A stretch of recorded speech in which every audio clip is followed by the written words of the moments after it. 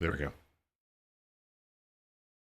Like, if you soak in how much beard there is,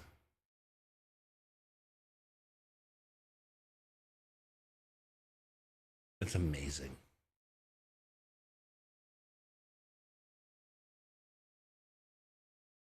Ooh, Discord's having a hard time right now.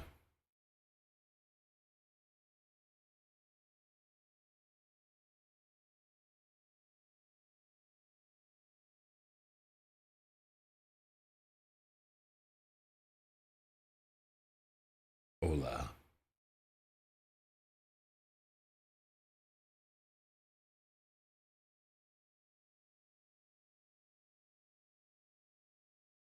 Now, what do you mean by Chris Kringle someone though?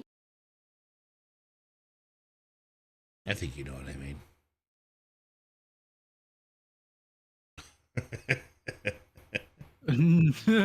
I think I'm too stoned to realize. Really? How stoned are you? Like, how stoned are you, for real? I don't know. Like, on a 1 to 10 scale. Oh, I'm like a 2. I got a joint, and I can do one more gummy, I think.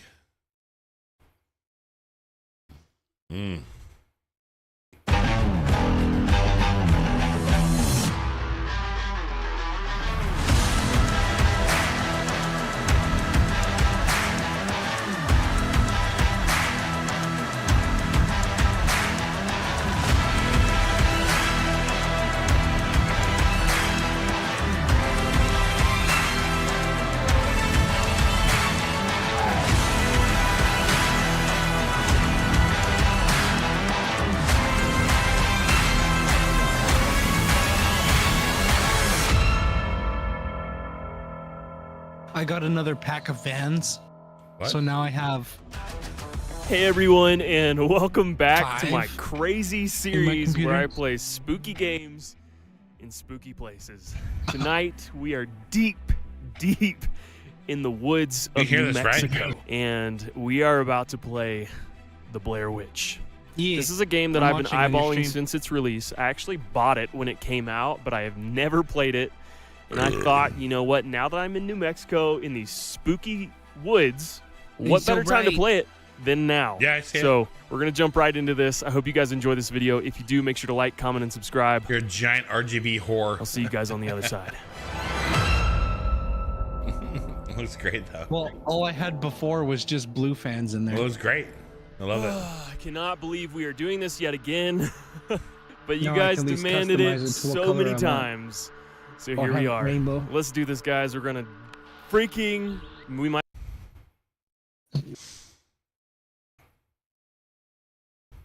I'm gonna go back to his haunted mining town one. This is like one of my You ever favorite played the game videos. Mud Runner?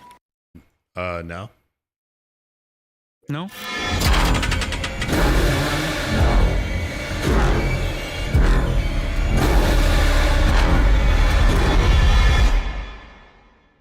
Oh my God. Hi this is everyone, so I'm good. Trent, and I live and travel out of my van all across North America, and along my travels I often stumble upon One of my really good friends, his name is Trent. So I hate calling this guy douchey, but like it makes the name Trent douchey because he's so douchey. Dude, I hope I have an opportunity to be friends with this guy and be like, I'm sorry for calling you douchey. It's just like because I really love his content. I really do. It's just like I catch the shit sometimes. Like he's like, I'm surprised. It's like when you set the camera up beforehand, right? Like, like, oh no. I want to meet Millie though, for real. on creepy, abandoned, or even haunted places. Dude, And he's today, crushing it. He's over over 500,000 followers on YouTube. I am in an old, historic, and supposedly haunted mining town. I feel like you could do that too. You could be like, Me? oh fuck, yeah. Look at that room you got, bro. That room's insane. If you just like marketed yourself the right way, like you fucking, Oh, you're what? like a white trash Snoop Dogg. What?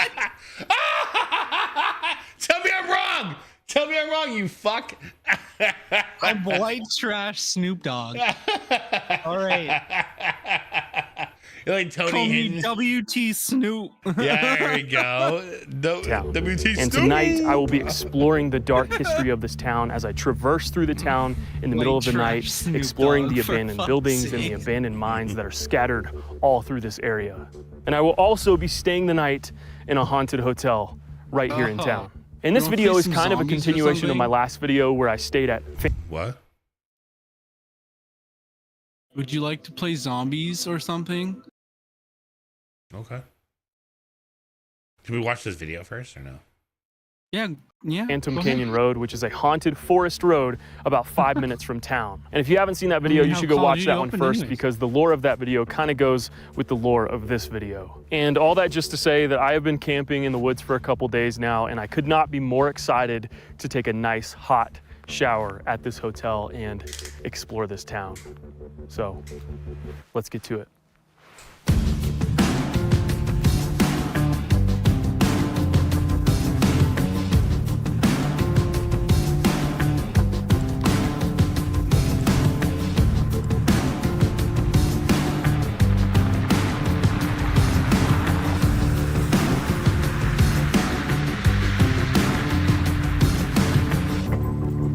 Oh, something's coming through your mic.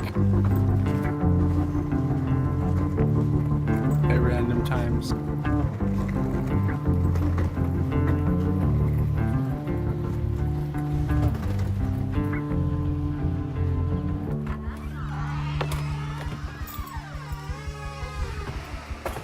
Oh, I think it's your breathing.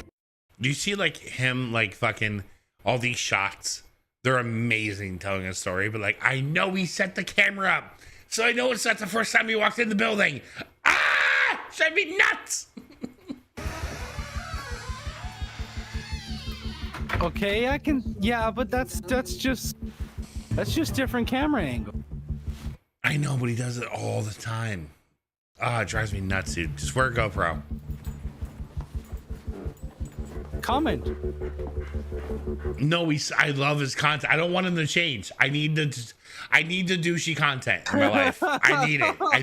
I need it. I don't like the way he fucking does it, but I don't want him to fucking stop doing it. 100 fucking percent. 100%.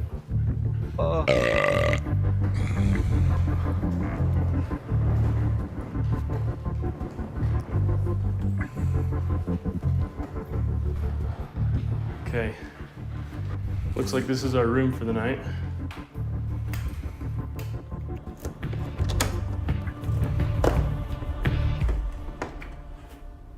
I found this hotel online. You can get like 4 days for like 180 a night. Like I really want to do it. Holy $200 a night, basically. freaking Yeah, ish. Yeah. crap. Wow. Come on, Millie. What the freak? You can bring your This pet is too. That's nice. creepy.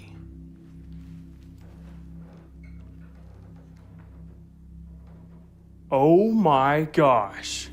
Oh, the butt is floating. Okay, this is a lot creepier than I expected. I don't really know how I feel about this.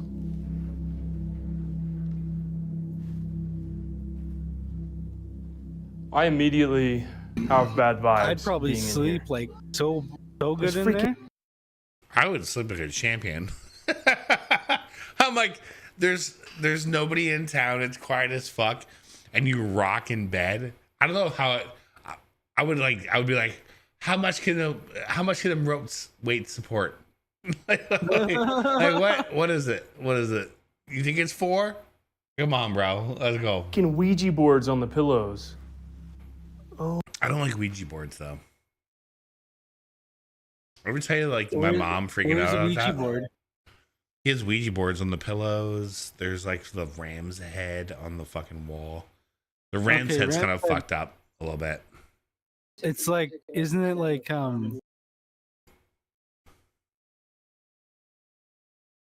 pagan? No. I don't fucking know. I don't really care, to be honest with you. Like, I'm not like, I don't look at the Rams head and I'm like, oh, well, it's fucking whatever. It's just weird. I love what they're doing though. Oh my gosh. So this hotel was recently remodeled, and apparently each room in this hotel is themed differently, and this room is themed after Black Annis. And Black Annis is this creepy boogeyman in Old English folklore. What's Black Annis? Do you know that? It's believed that she is this witch with iron claws that lives in caves. Do you know who Black Annis is or no? No. Me neither. And at night she goes out into the town to hunt Those for are pagan unsuspecting symbols. children so she can eat them. I'll kick the shit out of a witch though. Like that one with the moon in the back with the star in the center. Yeah. That's a pagan symbol. Yeah, but he's like referencing like Black Annis, like, oh, it's like a pagan witch or a fucking black witch or something like that. I'm just like, I'll fuck up a witch. I ain't even scared. I ain't even scared. Ooh! Ah! Ah! I'll kill you. He's got a fucking pimple with him. He's fine. He's fine. You ever thrown an elbow before? What's that? You ever thrown an elbow before? Not on purpose. No, I'm sure it's connected once or twice, but like, Oh my goodness. I've never like been like, I'm doing this. No, it's always my hands. Like, oh, I could imagine that. Your elbow. Mine? Like Oh, my yeah. elbow's bony. Like I've chipped into somebody's cheek before. The worst I ever did was my knee. So it wasn't even on purpose. It was just like I was walking at a TGIF with my buddy Jeff, and like we're walking out, and it's like we're like the last people, but there's a waitress walking out with some dude, and like this other dude comes. The parking lot's like kind of like on a hill, sort of. So like there's a top part and a bottom part, and like so like we're walking out, and they're in front of us a solid like 20 yards, and fucking as they're walking out, there's this dude that just comes from the top end of the parking lot. He gets out of his car, like runs across the parking lot, and just haymakers the fucking guy in front of us with the waitress. So apparently the waitress, that's her boyfriend, the guy that was running down, and she was leaving the restaurant with a guy. I don't know if they were doing shit or not, but the guy that like threw the haymaker was like not happy, and fucking and fucking he threw it like. And I was dying at first. I'm like, oh my God. He fucking connected. Jesus. Dude got Christ. laid the fuck up. And he laid him out. He laid him out for sure, right? But then he got on top of him and he started fucking hitting him. He was like, oh, I'll fucking kill you. Ah. And like I'm still walking towards him. And I looked at him with Jeff, I'm like, he's gonna kill that guy. And I ran over and I fucking I didn't do anything. I'm not tough. Okay. I'm not tough. I just ran over and grabbed him and I threw him on the ground. I'm like, hey man, you're gonna kill that guy. And all I did was I put my knee on his chest and I sat down. And he was like, I knew he was gonna hit my dick, so I just covered my cock. I was like, and he just like he hit he was flailing, he was hammered. And I'm like, dude, stop, you're gonna kill that guy. Stop, please stop. He's like, okay. I'm like, all right, are we good? And I was hammered, so I just got up and left. Dude, but I give him, dude, he like fucking legit, like that was like the biggest connection shot I've ever seen outside of a UFC fight. Dude, he like ran, like he was like slow-mo running in my head, and just fucking just like 2 weeks ago I heard some guy from behind a steel door hit some other guy in the face, and I heard the other guy hit the floor, and I opened the door and all I see him is down on the ground. He's getting back up to get hit again. Dude, it's the worst sound. It's the worst sound. The fucking like when you hear like someone's head hit the, you know what I mean? Yeah. Like the pavement is the worst. It's not a good sound. It's not good. Wear their flesh. This hotel is unlike any other hotel that I've ever been to. Not only because of the way that it's decorated and stuff, but there's like a communal kitchen here, That's which I dope. think is really interesting. My mom like freaked out when she saw us kids having a Ouija board. She's like, "Nuh-uh." You not have the Ouija board. Yeah. She's not a fat black woman either. But that's what she did. She's like, "Nuh-uh." That's the devil. She wasn't Bobby O'Shea's mom either. Fucking. And My be honest, I mama think- said, "Can't no Ouija board." me and Millie are the only ones here. Hi, Millie. She's having fun. While I'm like spooked. Looks like there's like a Babu Boucher. communal dining room here. I feel like when I'm drunk, I feel like beer muscles are like my superpower. Because I would walk into any one of these situations. I could walk into like the worst part of the exorcism. If I have like 18 Miller Lights in me, I'm gonna be like, "You fucking bitch!" Like fuck. She'll be like, "Pea soup." Straight up I'll like fuck fucking you. duck it. I'll duck and dive. Fucking throw What's up. up all now? over you. What's up now? Like fucking. He's a fucking priest, you piece of shit. Fucking. Jesus Christ. Priest like, don't Power say. of Christ compels you. Yeah. Beautiful skylight. From what I know about this hotel, That's the same shit I think about when we talk about fighting bears, though. You know what I'm saying? I feel the same way. If I have enough beers in me, I'm like, I'll fight a bear. I'll fight a bear right now. Fight I'm anything. gonna. To be clear, I'm gonna lose. I know the logic part of my head's like, no, dude.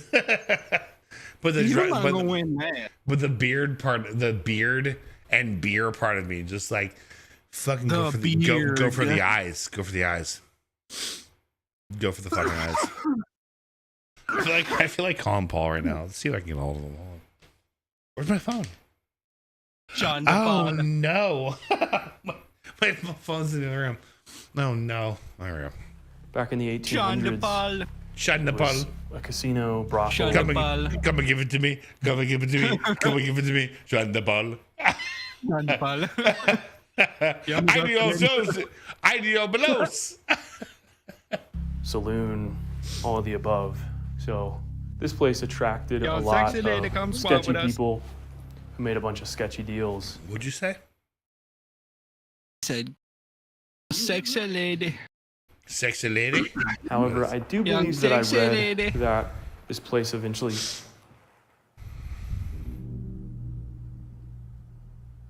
That light just turned on by itself.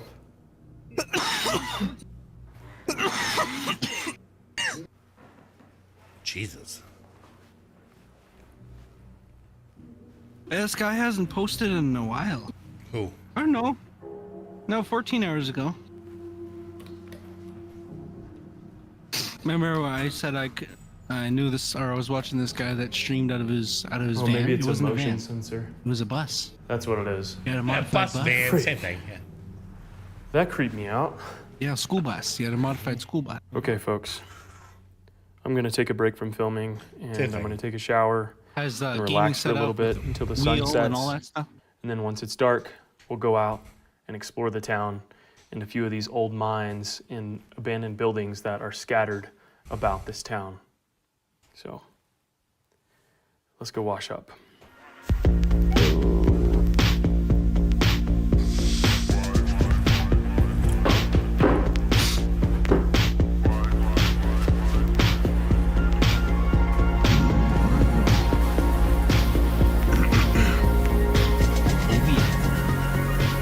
Oh God, no! I don't want to see this. Labor strike happened in this very Oh, town he's between addressing. the Skip miners it. and the mine He's showering. owners, Skip that. which caused a lot of chaos in Skip this the fuck town, kind of which shit is ended that? in a lot of death. There were gunfights, there were murders, fires, derailed trains. My man. Bill, How You do are. I fix that? How do I fix that? Failed to navigate with Twitch. What do you mean? With my OBS. Oh, man. Dude, I can't do that right now. I can't, there's no way. Are you trying to stream? Oh, I just get, it happens all the time. I open it. I don't know. Purposely collapse mines, all in an effort to get better working conditions for the miners. And this feud happened Google for that shit, years, bro. and I this think town it just doesn't have suffered the a right lot, key or something. and there was a lot of blood shed on these streets and in a lot of these buildings. And behind me is the Black Monarch Hotel, which is the supposed haunted hotel that I'm staying at tonight. And while it's a hotel today, back in the day, it was actually a casino, a brothel, saloon, and that's where a lot of people would go to drink, gamble, do a lot of sketchy things. And that ended in a lot of arguments, a lot of fights, a lot of gunfights, a lot of death. And a lot of these buildings suffered a lot of damage from the fires, from the gunfights. And now That was awesome. What was that? What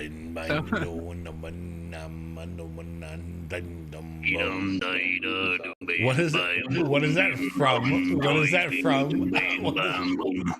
What is that from? That's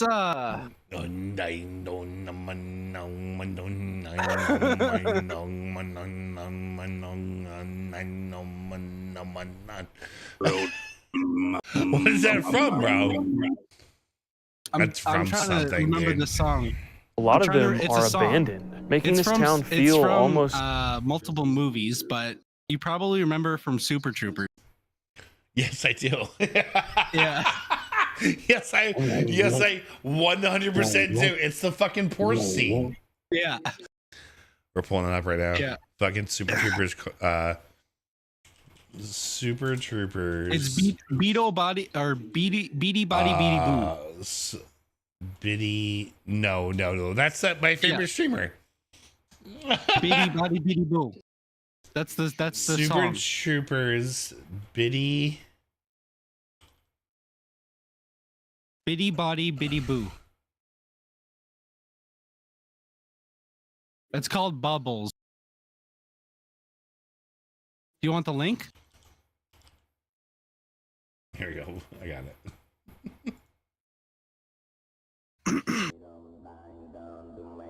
That's the actual song.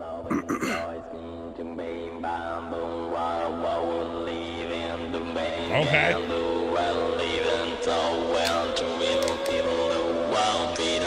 Okay.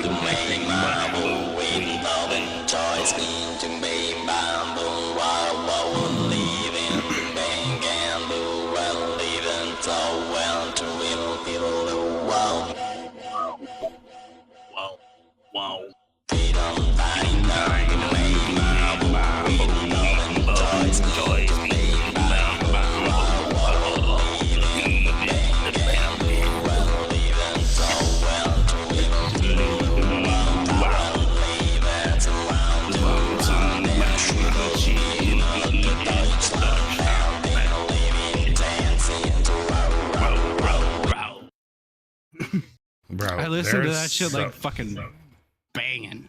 There's so many other songs. I can hear myself. I hate that. It's in your stream. And it's coming out of mine. Because I'm watching your stream on Discord.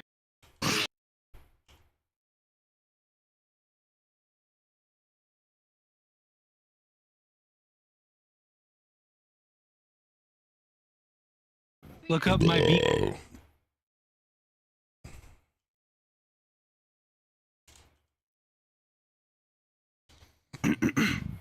Hold on. I need to see the Super Troopers.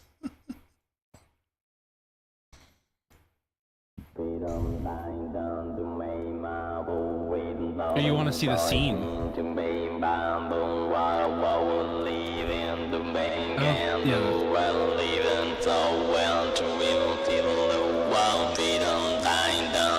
Well, that's not the actual scene.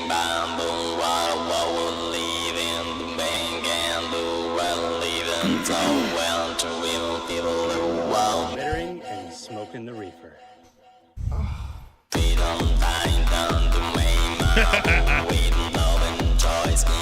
That is the dude from the Matrix, right? The guy on the porch is the same guy from the Matrix, right? Or no? I think it is.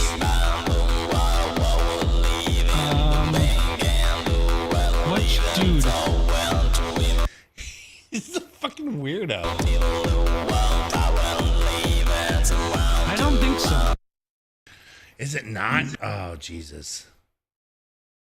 But day dum the day dum. You know what I want to watch now, right? Fucking Blade. Oh God, I have to watch it. Remind me of Blade.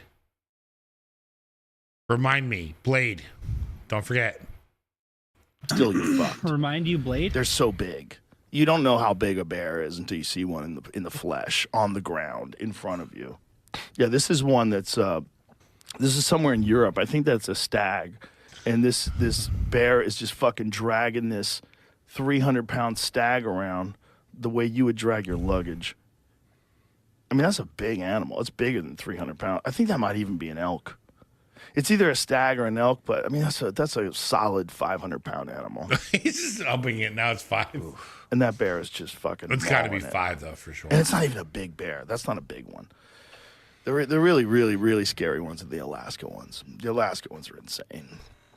My friend Steve Ranella told this story on the podcast, as did my friend Remy Warren, who was there as well, where they got attacked by an enormous coastal brown bear. It was like 11 feet. Enormous. It had claimed the elk that they shot. They shot an elk on a hunting trip. Oh, shit. And the way Alaska is, they were on this place called a Fognak Island. And a Fognak Island is insanely dense. And so if you're going to pack out, if it's like a certain time at night, like say if you shoot the animal and it's like 5 p.m. and it gets dark at 8 p.m., you can't get it out in time. It takes a full day, and you can't manage your way through that brush in the dark. It's too... I got it. His name was Philip Brennick Meyer. Dutch actor. Blade opening 4K remastered.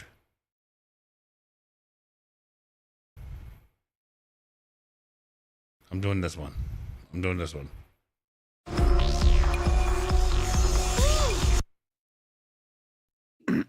You know, there's a Blade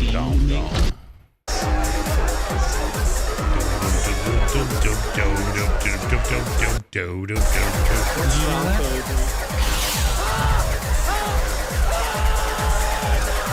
What's that? There's a Blade game in the making. As there should be. As there should be. Sir. Like a ghost town. However, even though this town feels like a ghost town, it's not a complete ghost town. There are about 400 residents living in this town here, but it certainly does feel I think there might be a trailer already. Turn your video on, bro. Oh yeah, I was doing that OBS.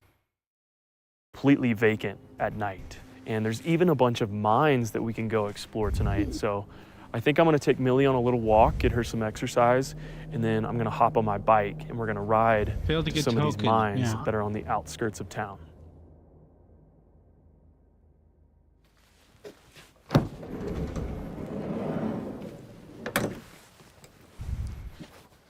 So GoTrax sent me this electric bike to use in this video, and they're sponsoring this video.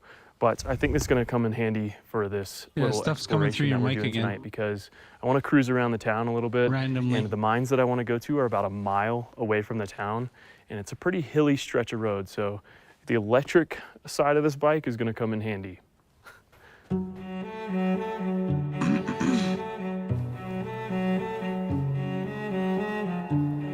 if we can turn you on.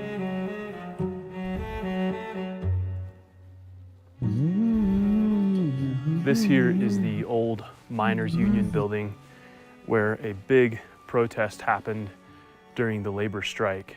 It started out really peaceful, but ended up turning into a riot. And there was a lot of chaos that happened in this very building. It's abandoned now. I believe they were gonna try to make this into an art gallery, but right before it opened up, apparently lightning struck the top of it causing it to burn down. And you can't quite see it now, but the whole second floor is completely missing except for the face of the building.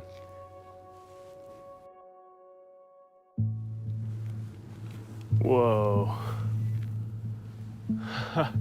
This building looks super cool and creepy at the same time.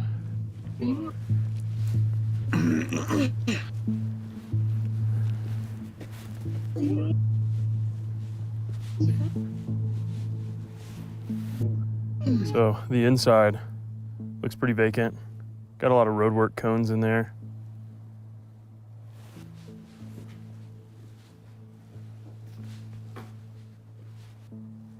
Whoa. Looks like they've got some sort of wheelchair lift at the bottom of the stairs. Are you gonna do the same with that your takes you camera? to the top. Man, I would love to get access to the inside of a building like Or you this. turned your camera off. It seems pretty well preserved on the inside.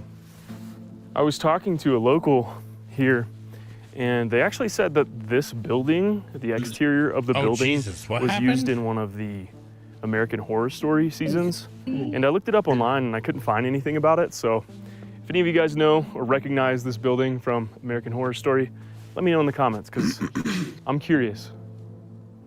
Whoa. I don't know if I got that lightning strike on camera or not, but I sure hope it doesn't storm tonight because I've got a lot of exploring to do outside.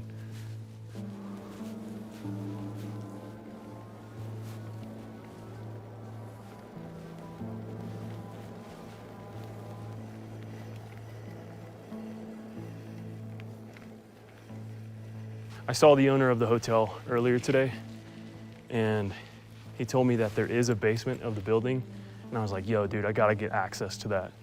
And he let me. So I'm gonna go check it out. Nice.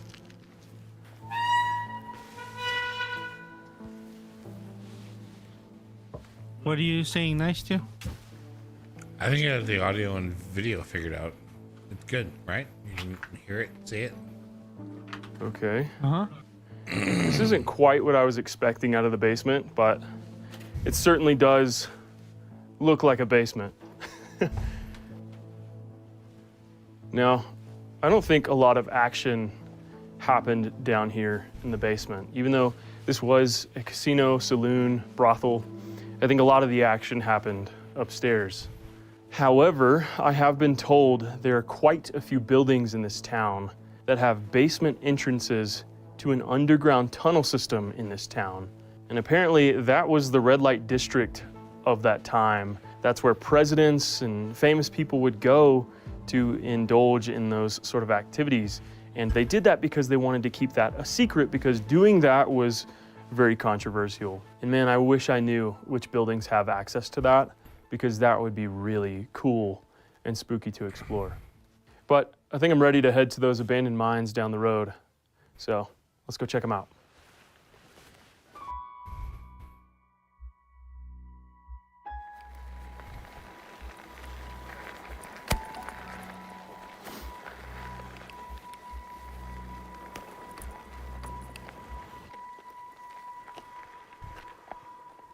Okay, so here we are.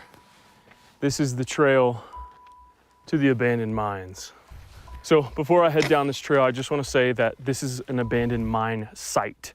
I'm not traversing into the ground down any caverns or any caves, and this area is open to the public. So what I'm doing is totally legal. I'm just coming to explore some of the abandoned structures that are here in this mountain range. And I highly advise that you do not explore abandoned mines. They could have deadly gases in them, or they could collapse on you, and it's just bad news, so don't do it. But with that out of the way, let's get to exploring.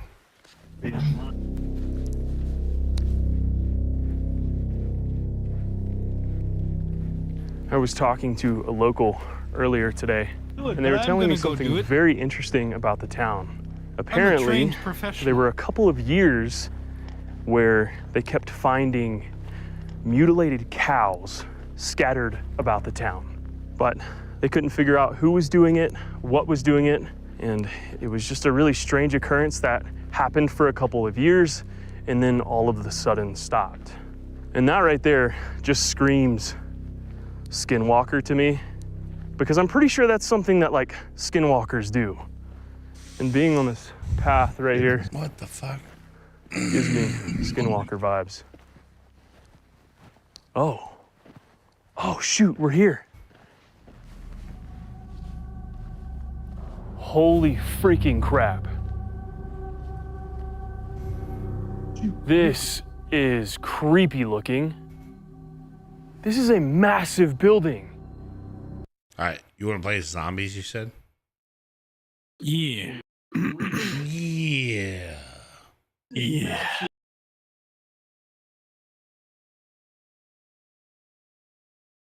All right, I'll give it a whirl.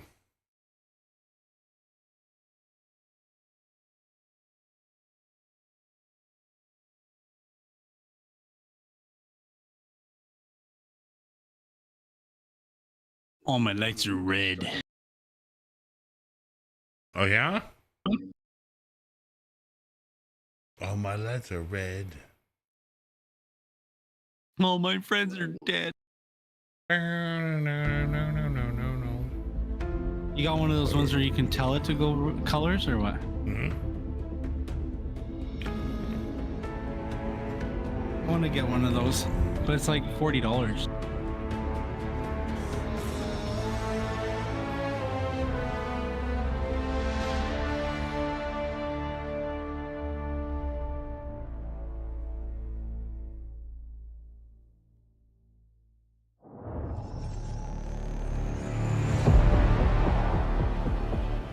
I'm like, why am I hearing Call of Duty? Oh, it's because I'm watching your stream.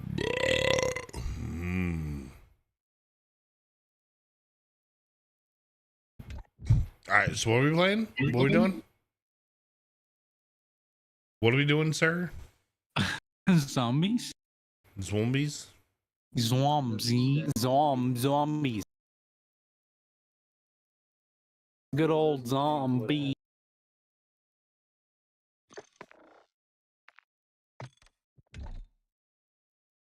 Good old zombs. All right, bro. Take me there. Fetty, take the wheel. Take it from my hand.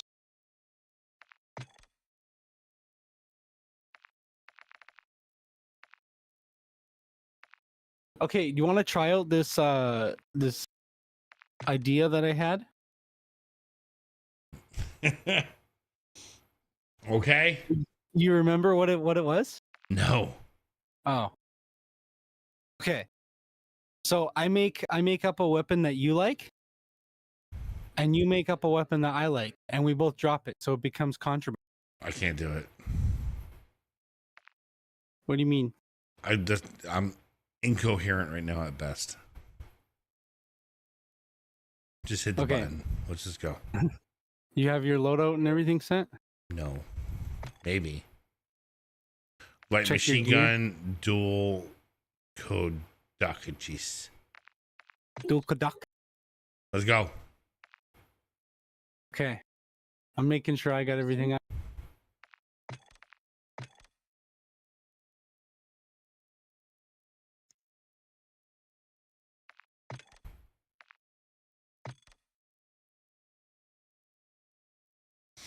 I read it up. You grabbing a beer? BRB?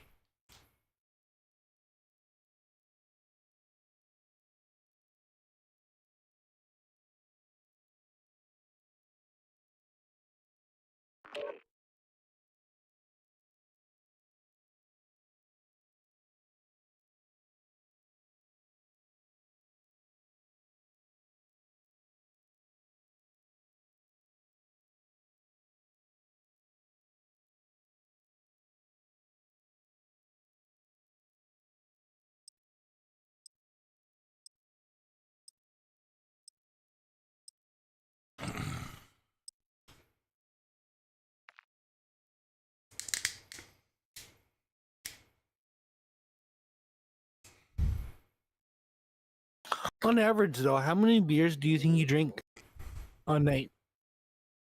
Or do you drink every night? Yeah. I'm about to quit though. I was just talking about this last night with my buddy. I'm gonna switch over to weed and Patron. and I'll probably be streaming a little bit less, but you know, it's a good thing. Yeah, weed tends to make you a little lazy at sometimes. What's that? Weed can tend to make you lazy. I think weed makes me want to like walk more. Like energizes you more, you think? No.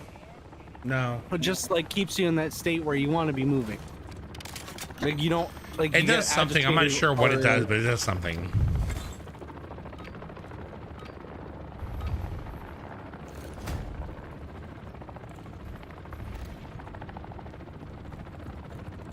We got a rat.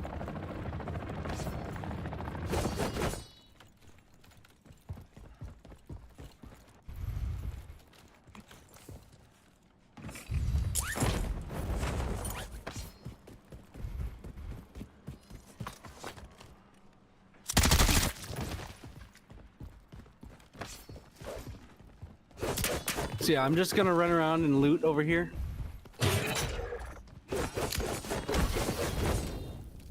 Oh, started a bounty? Or he started a bounty?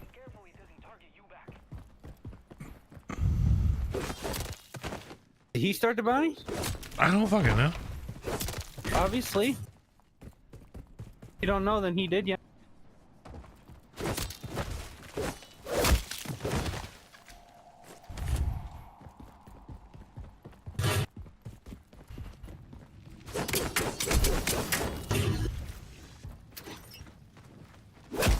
Ooh. I'm gonna go rent it, okay?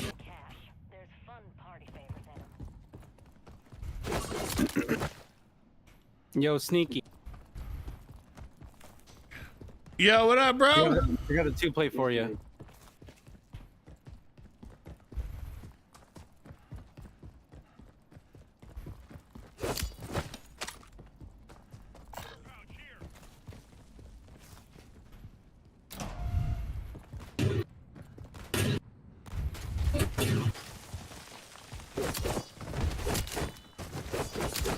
You want to go take out this contract?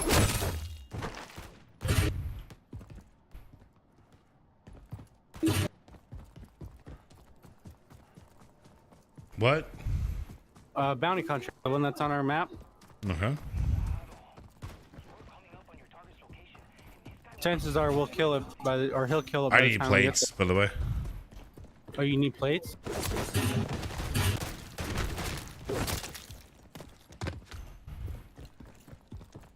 I don't have any. We can get some when we get some money.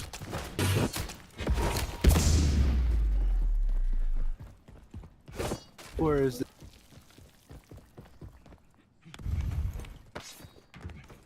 Oh, here it is.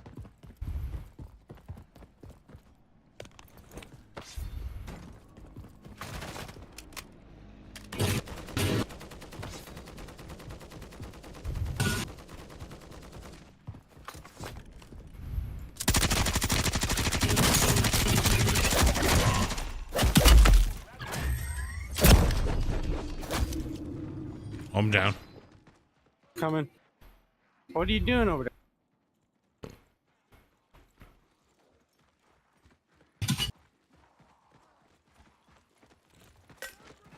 Got tons of guys behind you.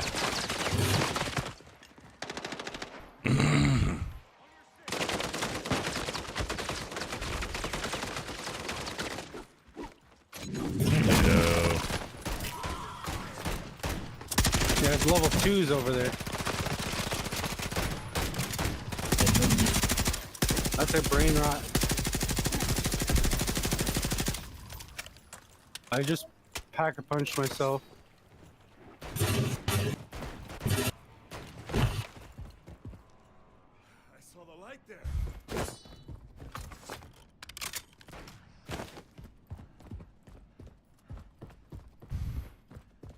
If you see chunks of meat, let me know. This guy, is that you that did that? Are you marking contracts or is he? I'm not.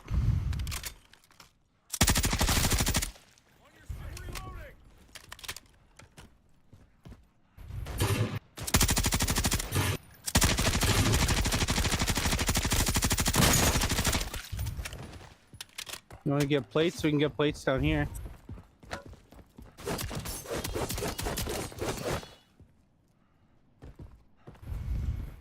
Where? Okay. Got some plates there. And we'll cashier.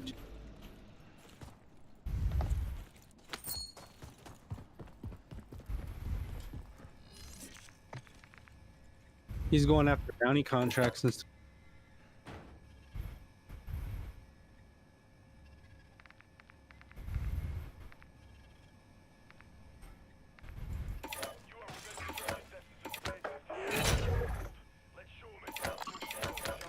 Oh yeah, I have a thing just.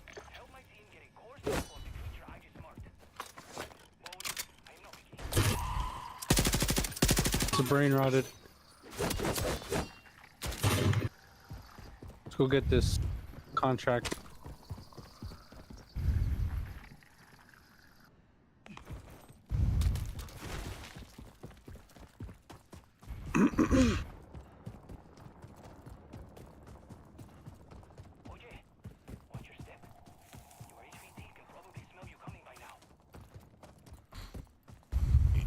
Mangler. Oh, this thing will go down real easy. I'll take down the Mangler in like 3 shots.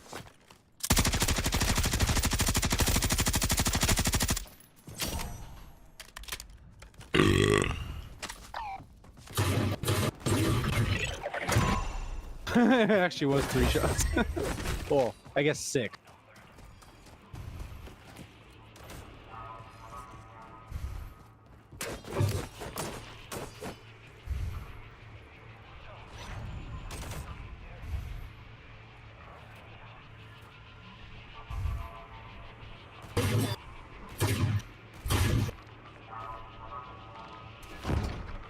Where's he going?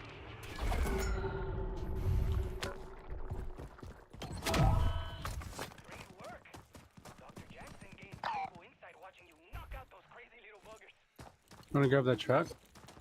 He's coming. He's bringing people our way.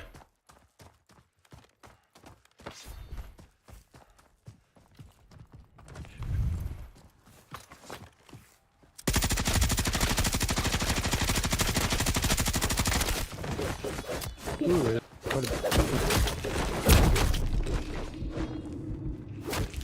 Oh Jesus! oh no, I'm coming. Coming.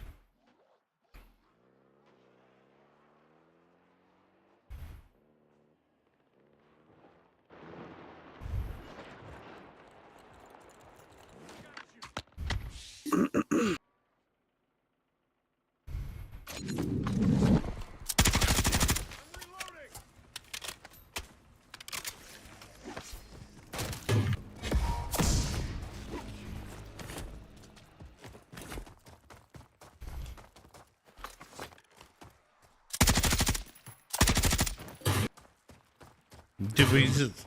All right. Hello? Hello? What's up? Just come in.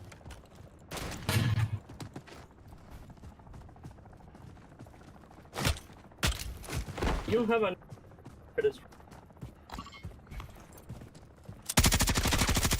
cord. There's a small one. Hey, just give me a few minutes. I'm in the middle of a game. I have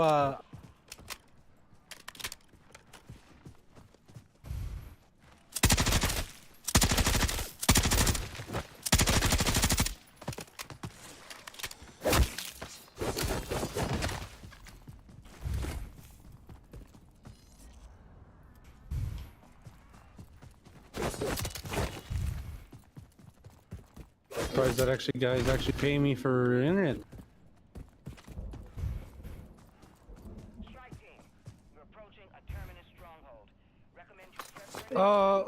Wait, he's leaving already? Why did he mark it?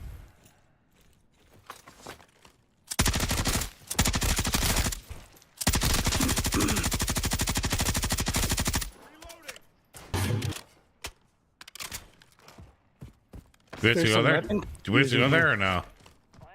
What? Where? To the exfil? Yeah. No. We still got 35 minutes. 35 minutes plus 15 minutes. He's leaving though, right? Or no? He can leave. We don't care. We don't have to leave with him. He's not leader or anything. Oh, jeez. Just come to me. I'm just looting areas. I wonder how that good would do. 50.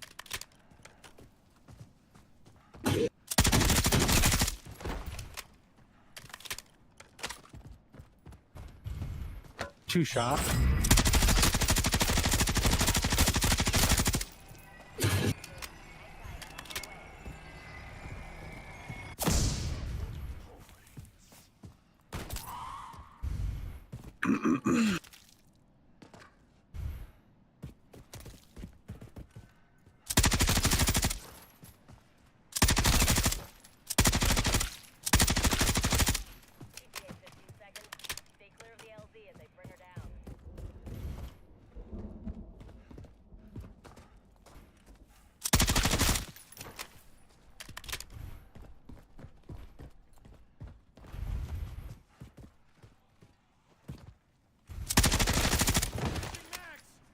You already leaving, Sneaky?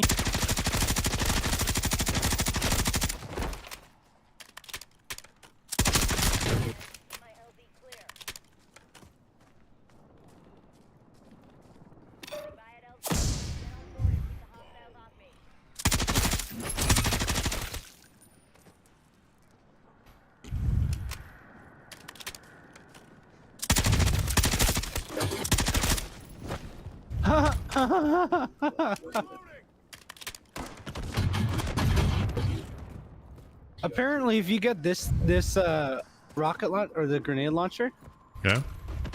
and you get that PhD flopper, because a flopper takes away explosive damage,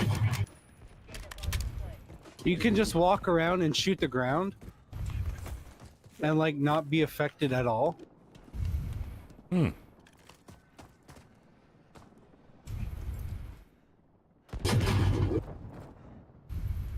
And this thing does like shit ton of damage.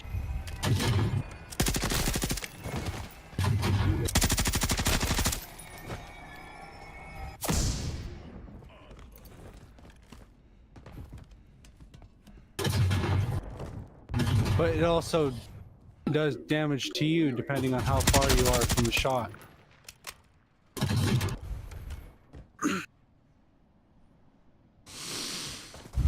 I wonder if it would do anything to you.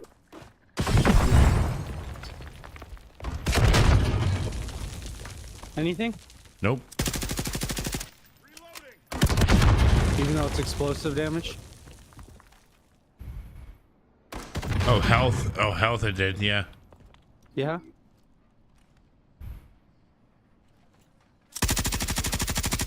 Let's go do this contract over here.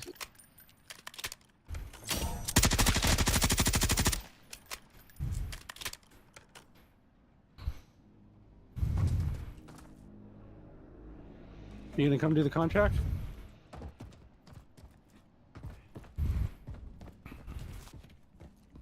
Do I have Just to? this one over here. Well, we'll spawn more zombies and so we get more points and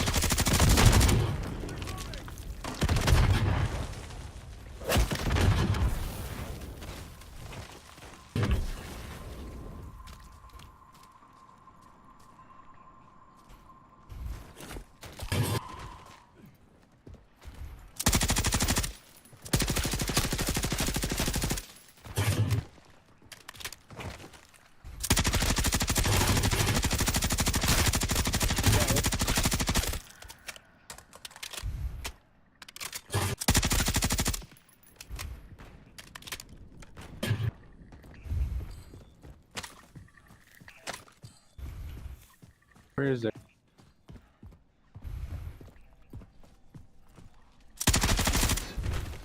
I can hear it.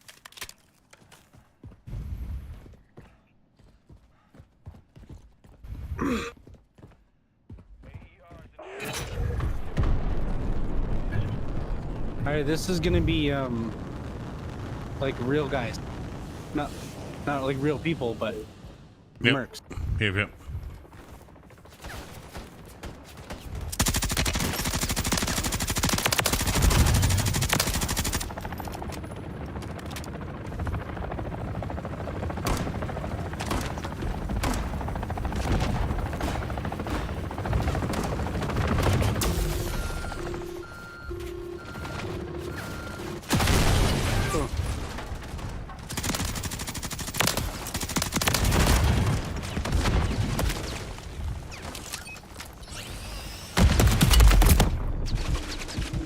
Yourself.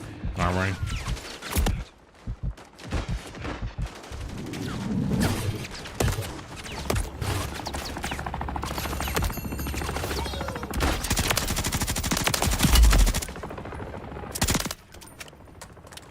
This one's gonna blow.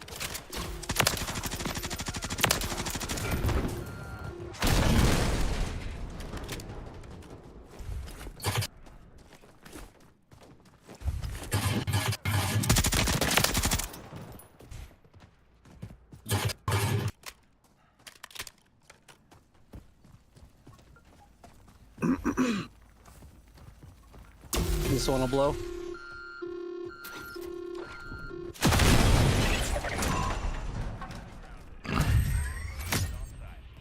Nice.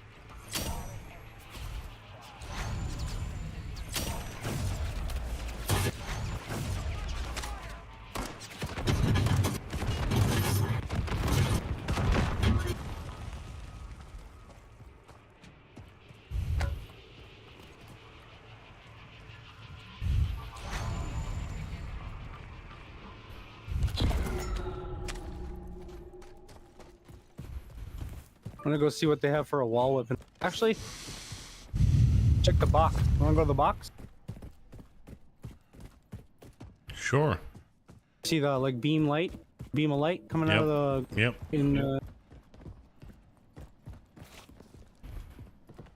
we'll just locker.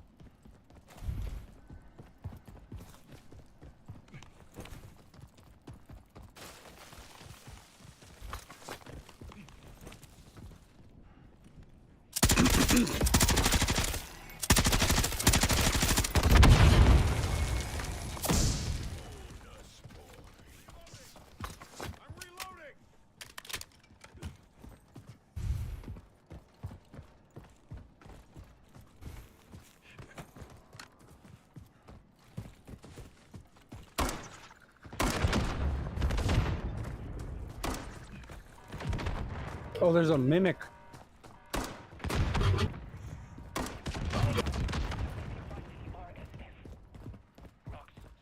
Coming after me. She's running. I killed it. Oh, I might have chunks of meat. Oh no, it dropped the elemental pop cake.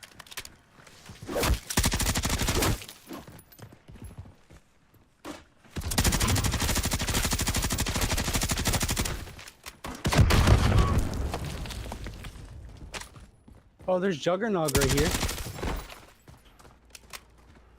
Oh, you can't use.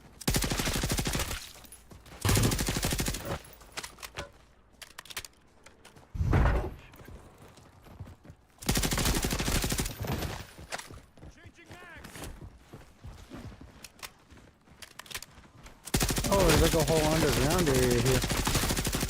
Oh yeah, I remember. Somebody brought me here. I remember who? It was. I think it was Dark.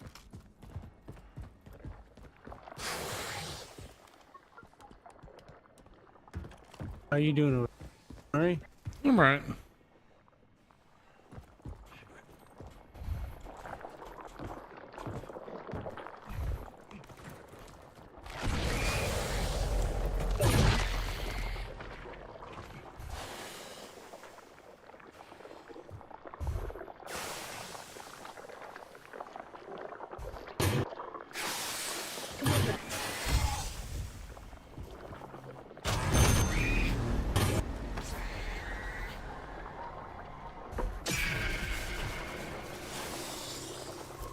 can't find the rest of these cysts.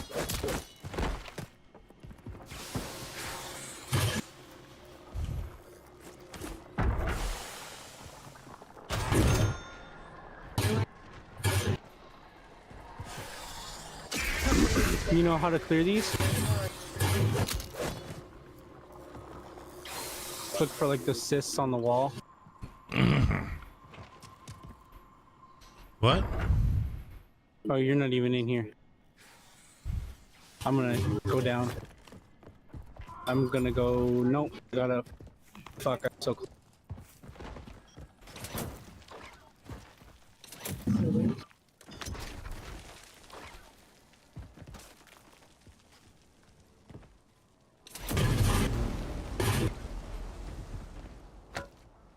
Yeah, I don't know how many are left.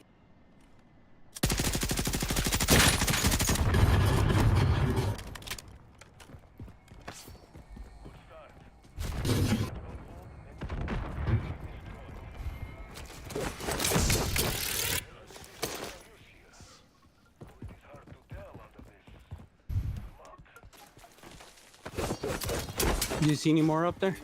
Yep. I have depth perception. I should be able to see them better, but fucking. Oh, I see one's up there.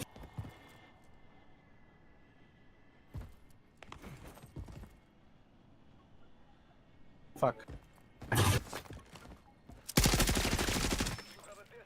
Yeah. I'm gonna go down. I'm gonna go down.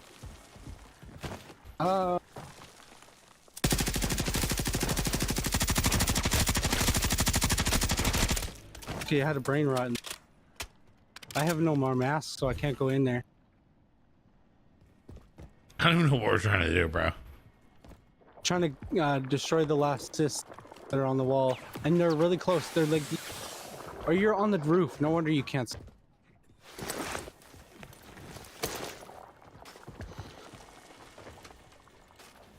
Yeah, they're inside. Where do I go? Where do I go?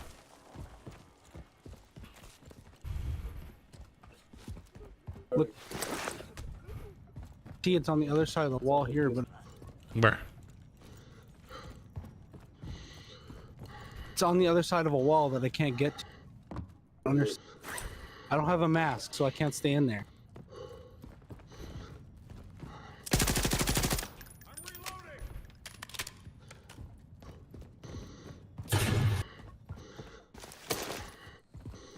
But I see it's over on this side of the. It's in this.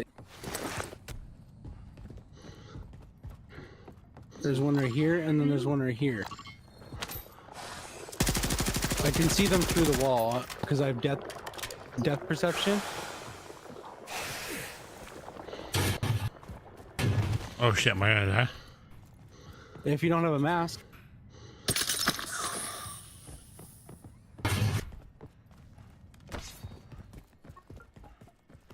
Oof.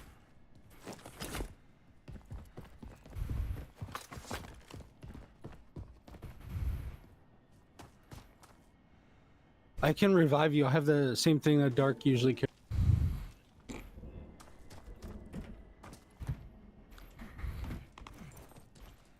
I'm alive, bro.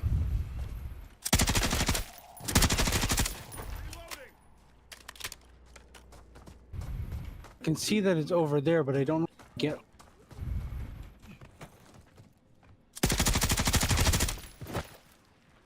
Oh, here we go.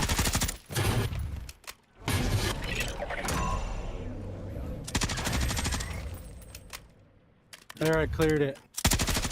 So now we can loot inside here.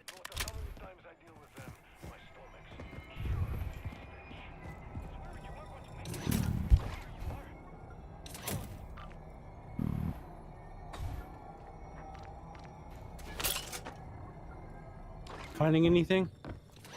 Napalm burst ammo? I don't know what this shit is, bro. Well, read it.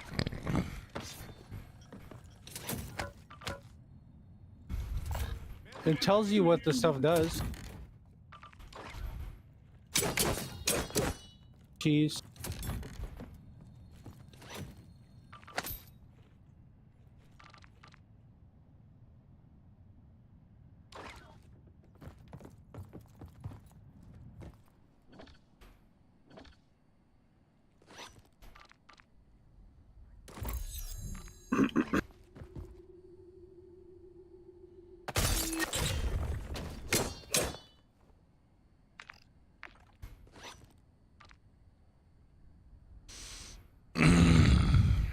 One room that I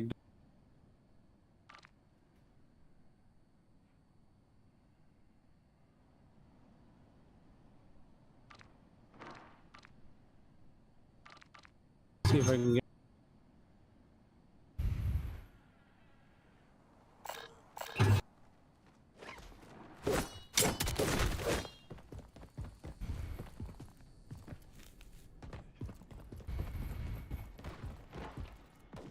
Fuck am I ever getting? I'm getting a lot of shotguns, man. That's all I'm getting is shotguns. All right, can we like get out of here? Yeah, you gonna get a gun? Exfil or something? Still got 20 minutes.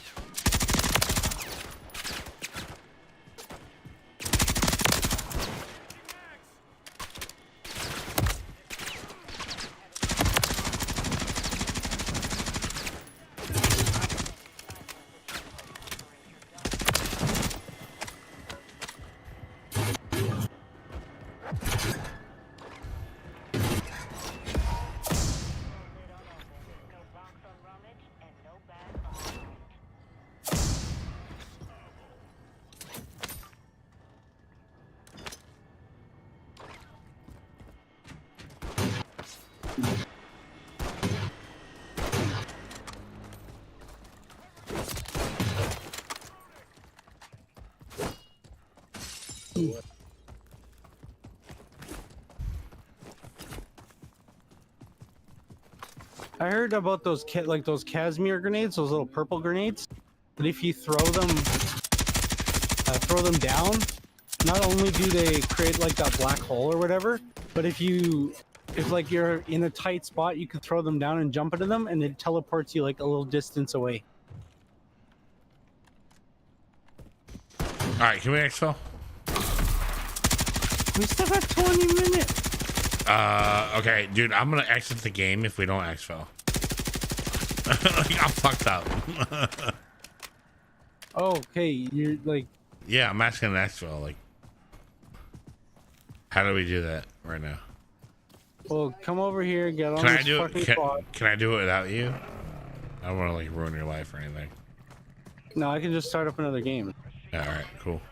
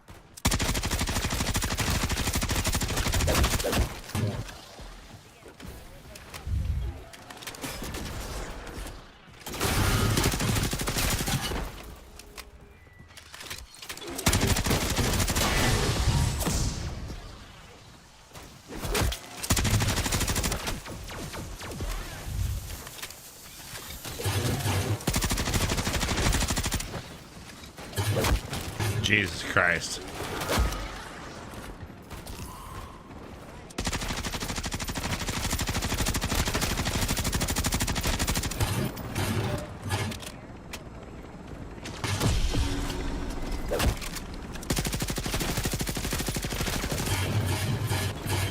Get on the chopper.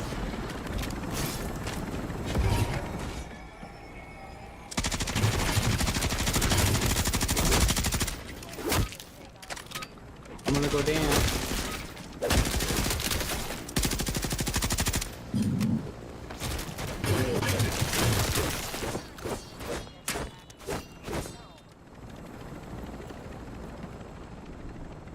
Jesus. The Jeebus, exfils bro. can get a little crazy.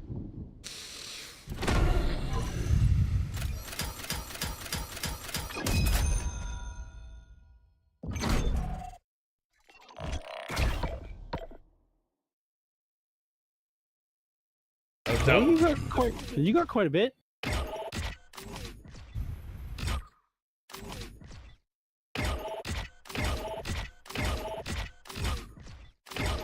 That was fun, bro. Hey, you're done for the night? I'm gonna watch some YouTube, but yeah, I'm done playing this game for sure. Faux show. Go show. Well, I think I used up a token. Or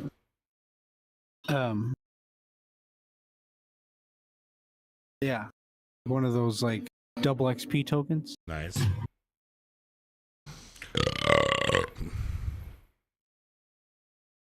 Oh, didn't even get a token. Damn. Project 82 exposed. What is Some this? people like Joe McMoneagle and Pat Price are naturally. You ever watch SCP stuff? What's that? Oh, dude. Okay, go into your into your YouTube What is search. it? What is it? Just tell me. It's just like creepy creatures and oh, dude, stuff like you find the could- best video ever and then fucking no, just type SCP and then think of a number and just type that number. Doesn't matter how many numbers too. It's crazy. gotta pee.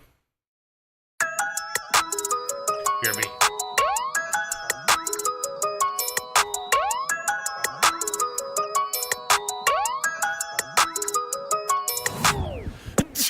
Frick. Oh, gosh. Yikes.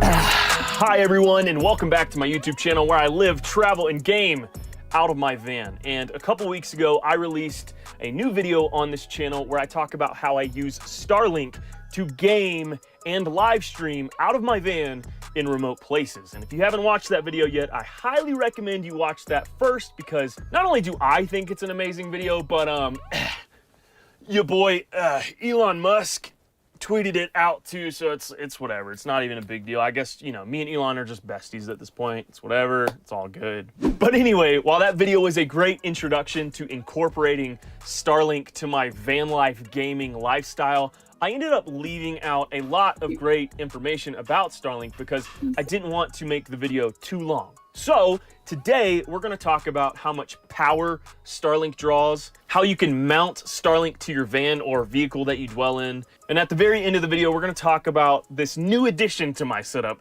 that may or may not take gaming and live streaming off of Starlink to the next level. But again, that'll be at the end of the video, so make sure you stick around all the way to the end. And if you end up enjoying the video, make sure to like, comment, subscribe, and turn on all notifications so you don't miss out on any of my uploads. Now, let's get to the meat of the video.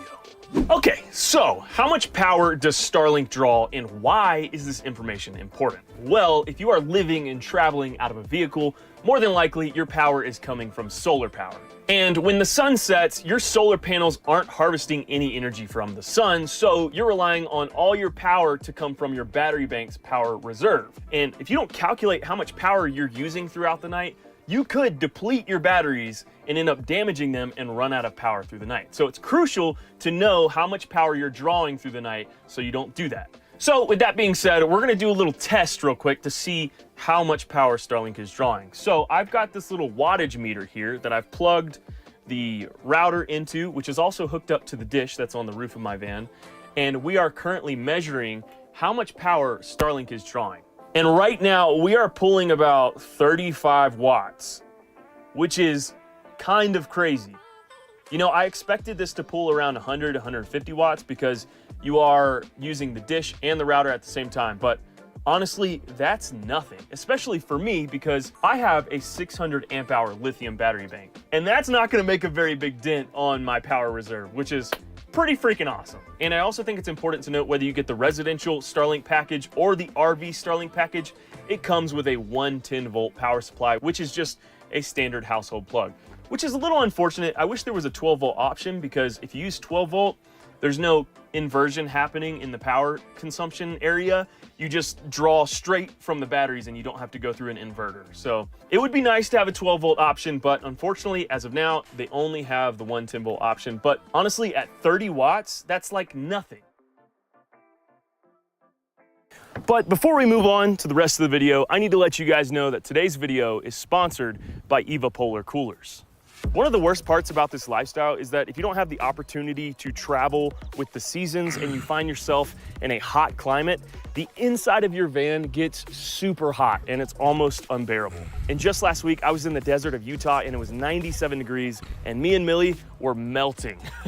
So I whipped out the EVA Polar to give me and Millie a break from the heat because we do not do well in the heat. We get grumpy and mad. It's bad, it's bad. You simply just fill the cooler cartridge with water, plug it in, power it on, and boom, you've got cool air caressing your face. And what's cool about this device is that it's an inexpensive, energy efficient, and super portable alternative to a really big AC unit. Now, this isn't gonna cool the entire van. However, it's great for personal use, and I find myself using it while I'm gaming at my desk. And I also leave it by Millie's bedroom in my van to keep her cool at night on those warmer days. So if this sounds like something you'd be interested in, check out EVA Polar Coolers by tapping the link in the description of this video.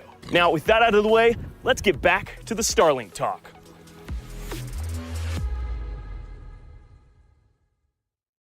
Next, let's talk about mounting Starlink to my van. Now, I've put a lot of thought into this and I've come up with a lot of great options for me.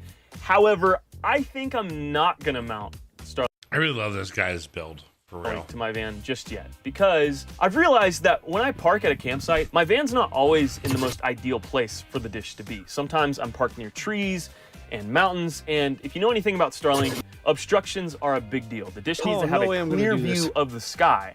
And if my van is near a tree or something, like if that's the most level area, I want to be able to take the dish away from the van and put it in a more open space so I have a stronger signal. Now, for some people, this might sound really cumbersome, and in some ways it is. This is my However, first game, guys. I think the mobility aspect of Starlink is the whole reason why it's so cool. If it's not working in this one general area, I just move it 20 feet and bada bing, bada boom, we've got a stronger signal. And I love that, and I want to keep that option open for me. And if that doesn't sound very fun to you, that's okay. Here are some options for you. One way people are doing it is by mounting a pivot mount to the roof of their van.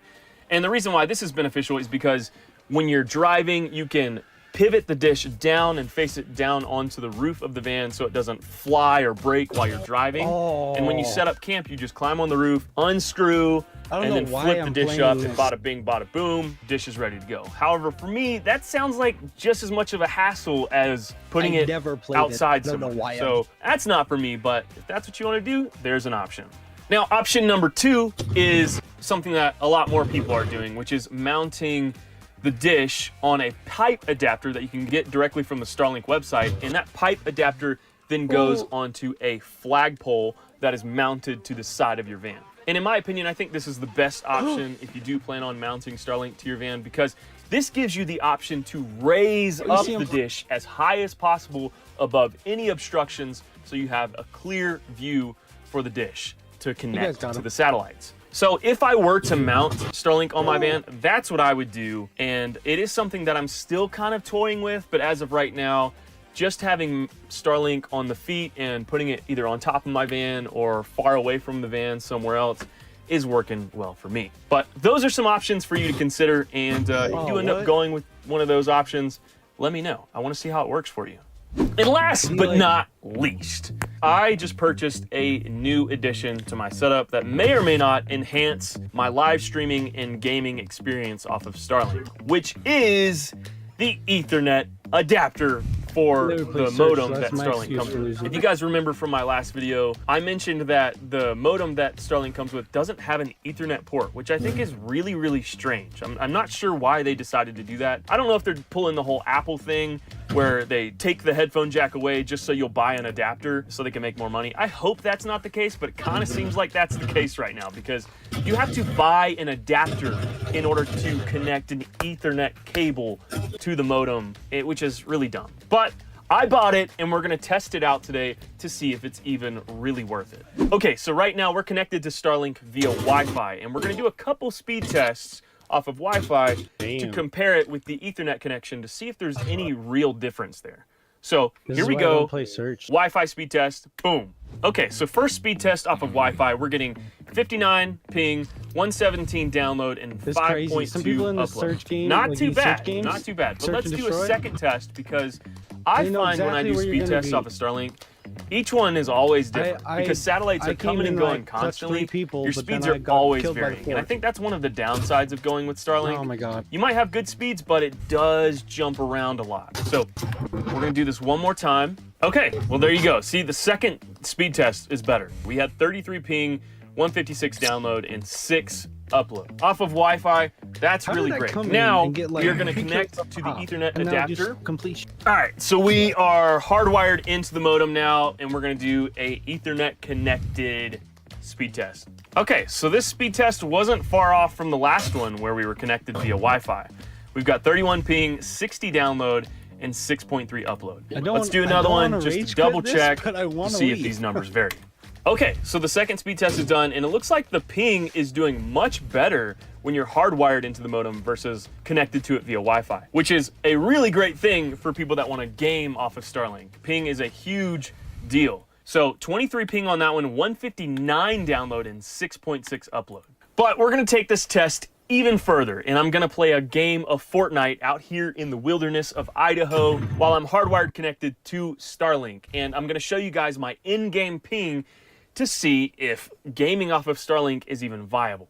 So let's hop right into it. All right, so right off the bat in the lobby, we are getting 58, 60 ping right now, which is a little high, but it's totally playable. Now, I'm not here to get a lot of kills. I'm just gonna show you guys how Starlink performs while playing a competitive online game like this. So don't worry about me sucking.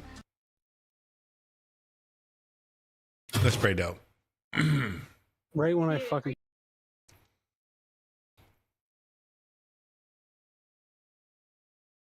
Oklahoma onion burgers. What's the Oklahoma onion burger?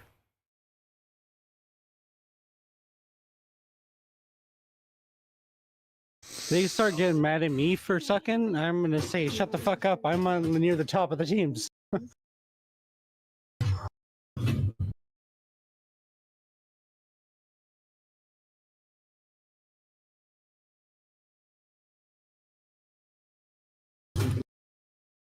Oh, he's up there.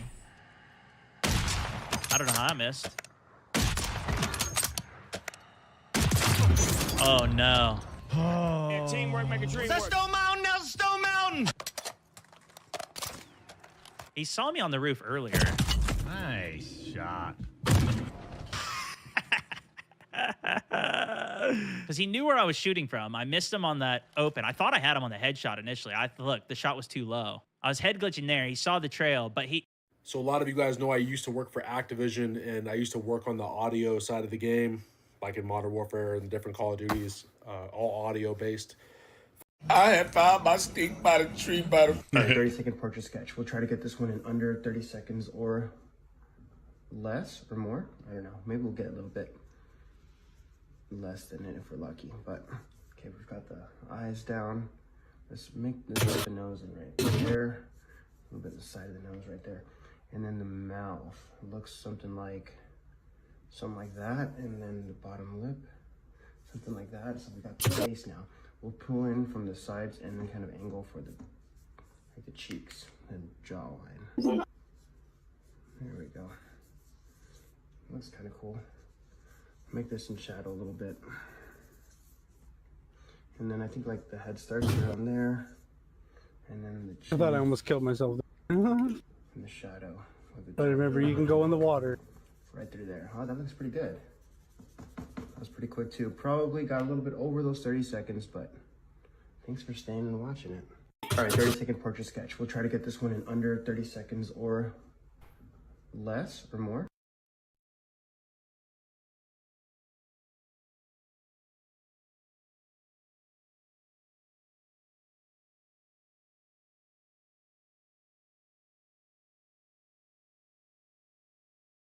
Me or my dog Millie, or my van breaking down in the middle of nowhere, leaving me stranded in extreme weather conditions. And the truth is, Yeah, I am. Because these are all very real scenarios that could happen. Good night, brother. Have a great, have a great game, man. Be good. You're diffusing. And unfortunately, they have happened to some people. But while I haven't been in these exact scenarios, I have had my fair share of scary moments while living and traveling in a van. And today, I want to tell you guys one of those stories. And if you guys end up enjoying this horror story of mine and you want to see more content like this, make sure to let me know by liking, commenting, subscribing, and turning on all notifications so you don't miss out on any of my future uploads. Now, with that out of the way, let's dive right into the story.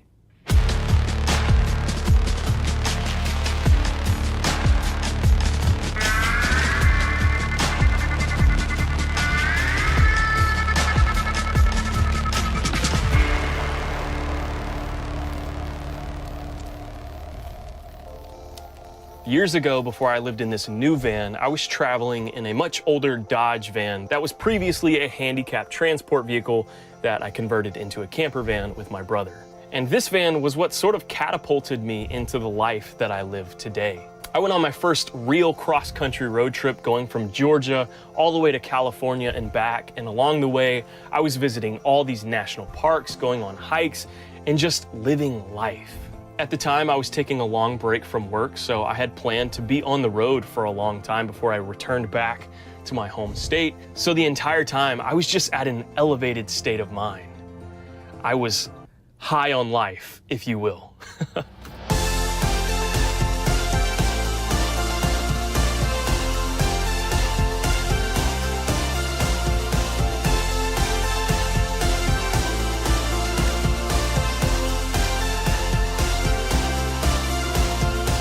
And on this one particular hot summer day on my travels, I was making my way through the desert of Arizona. And I had heard that Lake Powell is definitely a place I should stop at along the way. Specifically a place called Lone Rock, which is this beach on the Utah side of Lake Powell that has this huge, beautiful rock formation sitting right in the middle of this blue lake in the middle of the desert. And people come here to cool off from the unbearable summer heat that this area of the United States experiences throughout the summer. And I figured this would be a great opportunity for me and my dog to take a break from the desert heat and soak in this lake and camp there for a couple days. So after a bit of a drive, I finally cruise up to this dirt road that leads down to this beach. I can see it from my van like maybe 5 or 10 miles down this dirt road. And immediately I am overwhelmed with excitement because this place looks bizarre to me. Number one, this is one of the first times I've ever been in the desert, so this whole landscape is super new to me. I feel like I'm on a whole different planet, and I'm just stoked about what I'm seeing right here. And on top of that, not only am I in the desert, but sitting right in the middle of it is this beautiful oasis with this blue lake and this huge rock formation, and it just looks so cool to me.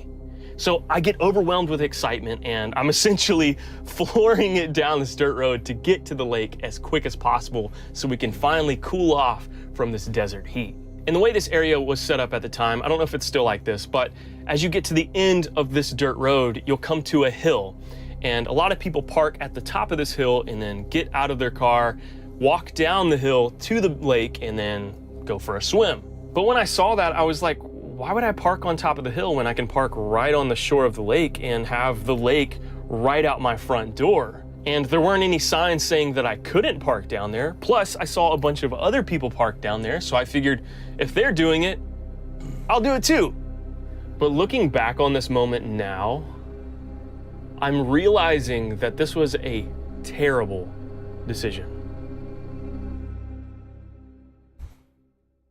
But do you want to know what's an even worse decision?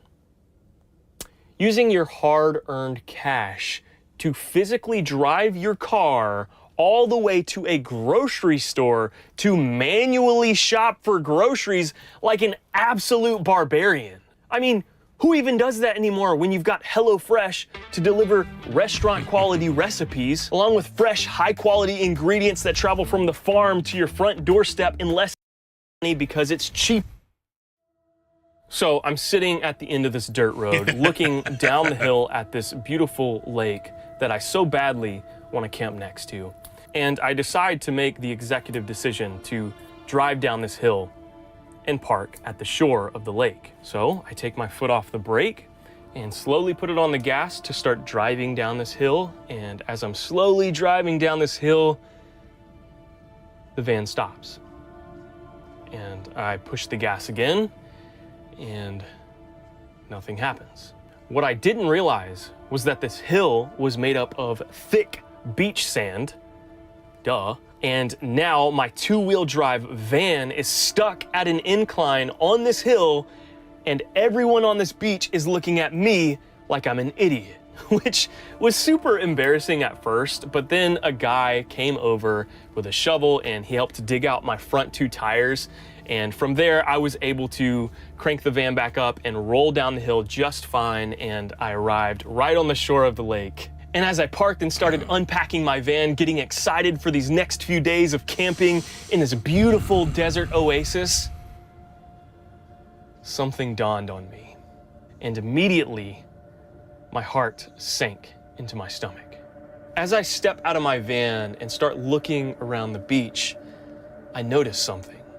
Everyone on top of that hill that I had just got stuck on coming down are in vans, RVs, buses. And everyone on the shore of the lake is in giant trucks, Jeeps, vehicles with four-wheel drive. And here I am in this big white camper van sticking out like a sore thumb. And that's when I realize the only way to leave this beach, because it's a peninsula of sort, is to go back up that steep, sandy hill that I had just got stuck on coming down. And the reason why all the vans, buses, and RVs are parked on the hill and not where I'm parked now is because getting back up that hill with a two-wheel drive vehicle, especially with a big heavy van or RV, is pretty much impossible.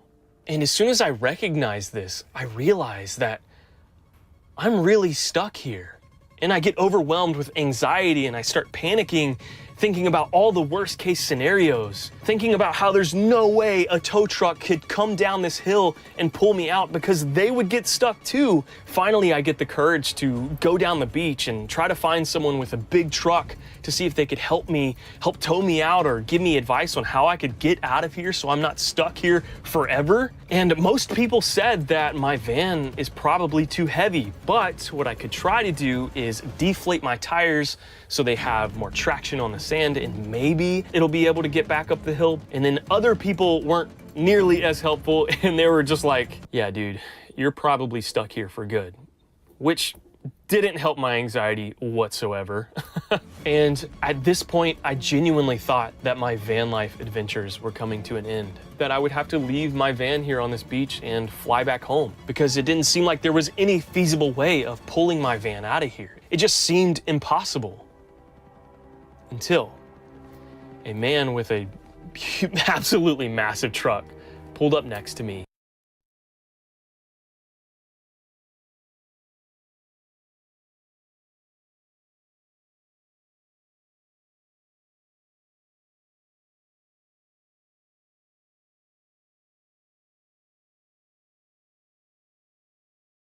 Did you realize you were drinking to deal with the diagnosis, or were you drinking to deal with how you were coping? Well, I was a Burnaby boy. I was drinking because it was Friday night.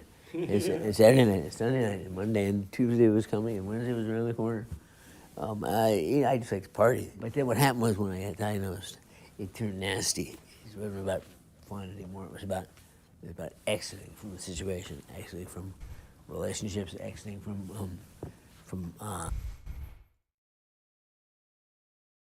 That's a rough one, huh?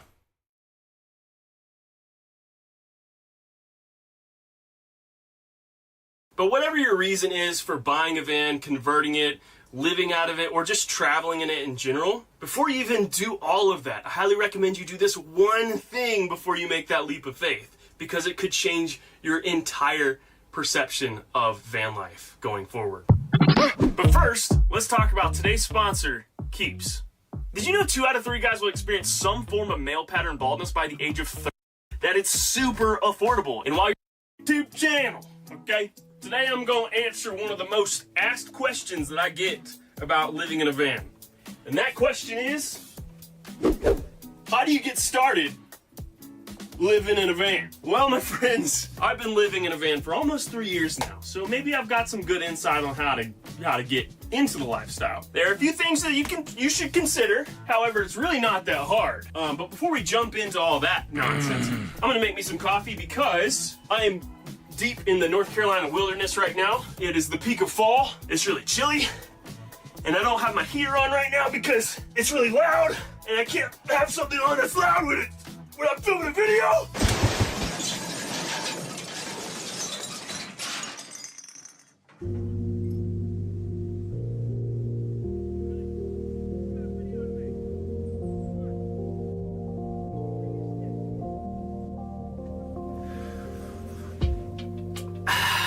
That's some good coffee right there, boy. All right. How about you guys have a seat real quick? Let's have a talk.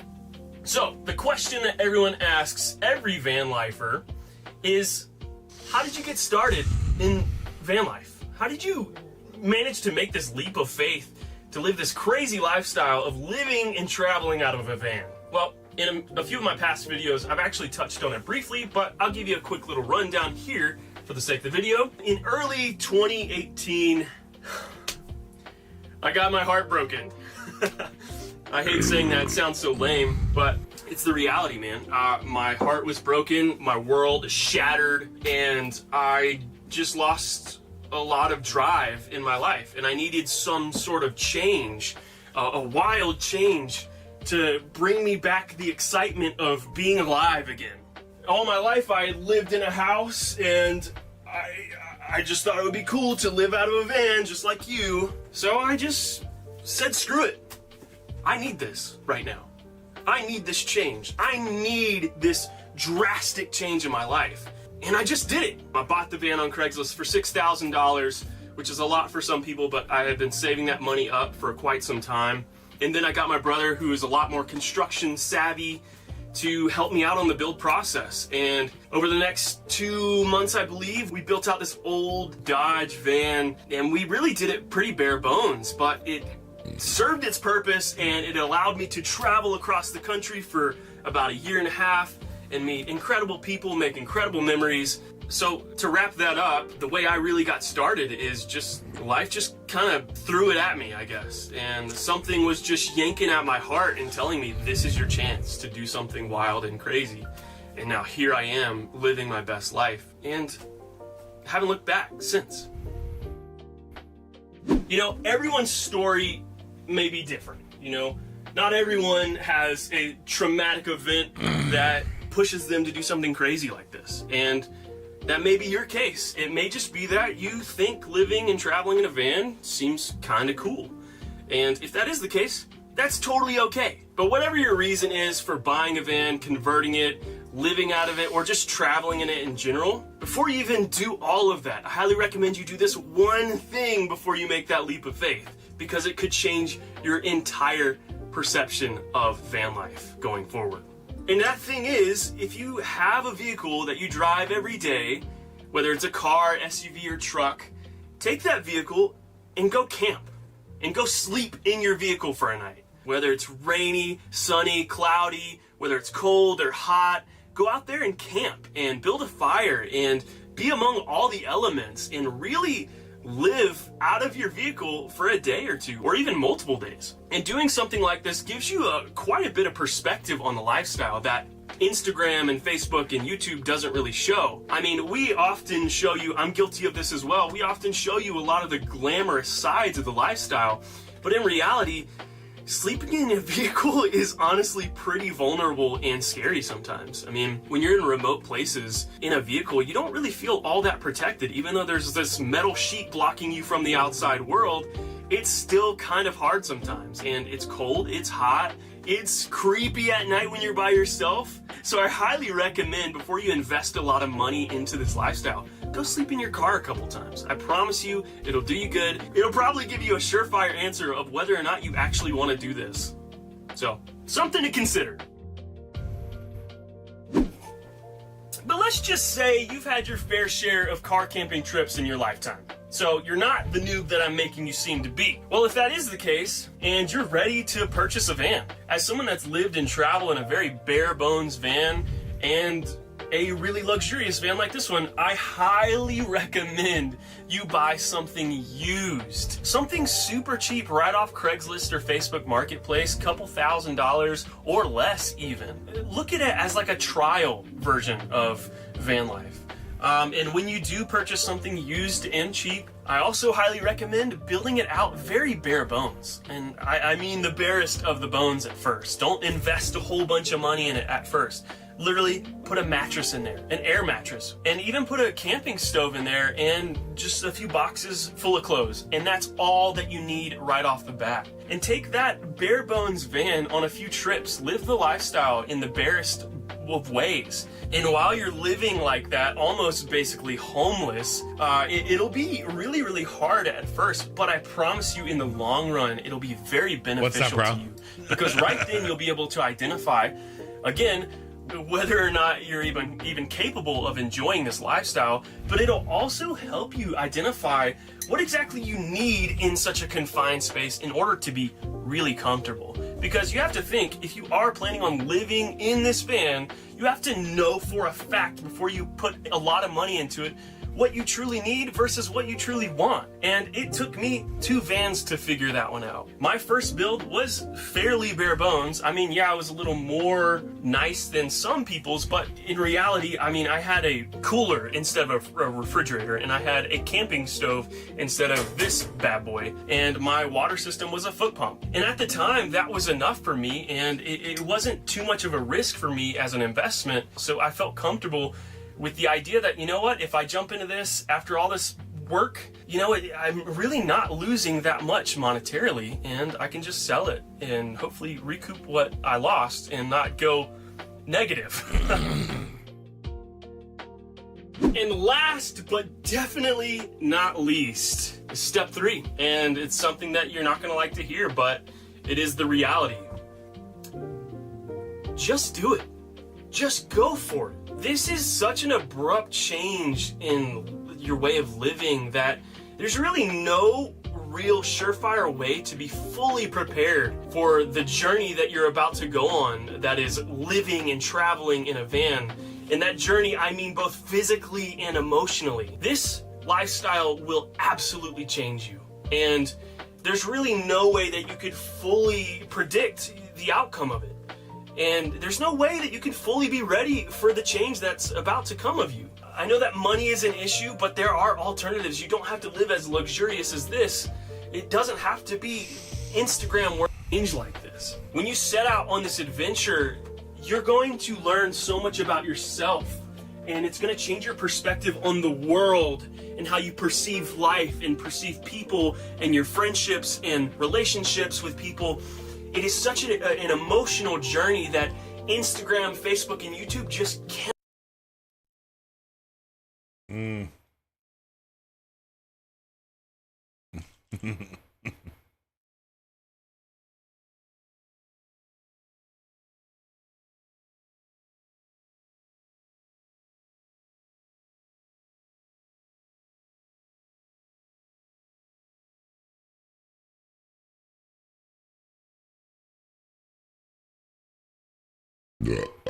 Clover. Where's she going?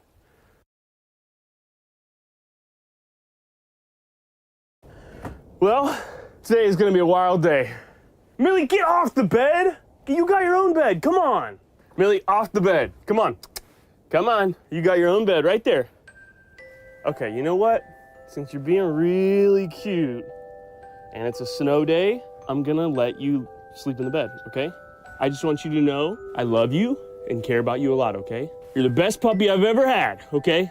I love you. Enjoy the bed.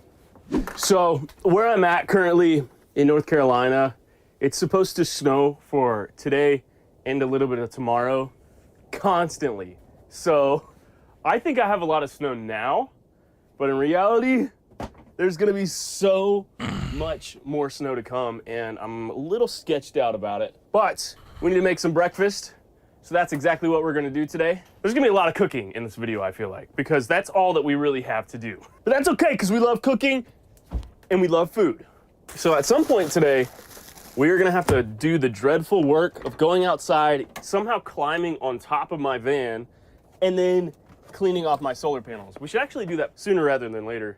Actually, I'm gonna check my power real quick because I'm willing to bet that we're actually pretty low because last night I was gaming quite a bit. I don't know if you guys can see, but we're at 12.3 volts, which isn't like super low, but as we get into the night, that's when it gets a little sketchy, especially since we're not pulling in any wattage from my solar panels because there's probably a bunch of snow on top right now. So we need to be really conservative today with our power, which is unfortunate, but it's gotta be done. I think I'm gonna sit right here and look at the view as I eat my delicious breakfast. I need some relaxing time. I need to sort of just chill out for a second and just eat.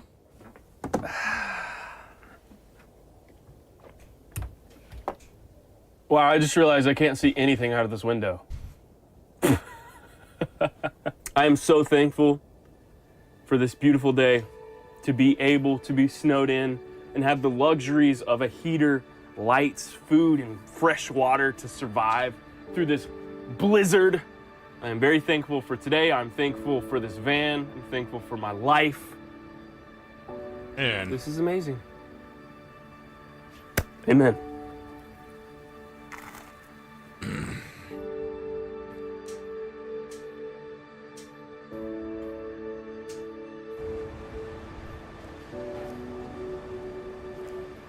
All right, it's time to go see if we can clean off those solar panels and see if that really even does anything. Because even if I do clean off the snow on the solar panels, there may still not be enough sunlight in the sky because it's so cloudy to even fuel my battery bank. So we're just gonna go up there, sweep it off, check my app to see if it's even pulling any wattage. And then if it's not, I'm not gonna keep cleaning them off throughout the day. All right, so I got a broom, I have hope, and I've got determination. Let's go clean off these solar panels. Okay, all right, we need to do this quick.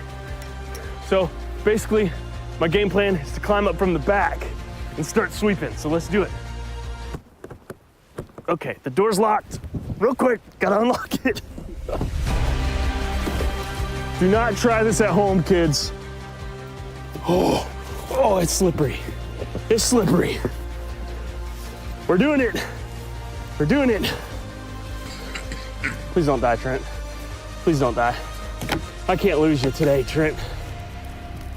Okay, now we've got to figure out how to get down without dying because I certainly could die if I wanted to, but we're not gonna today.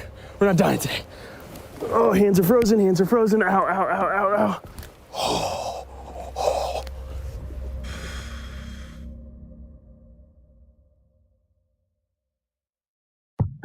Oh, hi, it's me from the future to tell you guys about today's sponsor, Fantic, and their brand new Evo 300 portable power station, along with their Evo 100 portable solar panel. And in the behind the scenes of this very video that you're watching right here, I was actually using both of these products to help charge my camera batteries, my laptop, and even my phone because I was in a sticky situation where I needed to conserve on power, and this was a great backup power source. This portable power bank can support up to 9 devices simultaneously, both AC and DC, and it can power up to a 300-watt device, which is insane for how small and compact this thing is. And when you pair it with the Evo 100 portable solar panel, not only is this thing super compact, durable, and rigid, but this solar panel has a 23% solar conversion rate, which is one of the highest on the market, which is insane. So if you want to pick up one of these bad boys, I highly recommend you tap the link in the description below and claim yours today, because not only is this a great backup power source, but you can also use it as your main power source. This thing performs incredibly well, and I highly recommend it. Shout out to Fantic for sponsoring this video. Now, let's get back to the shenanigans.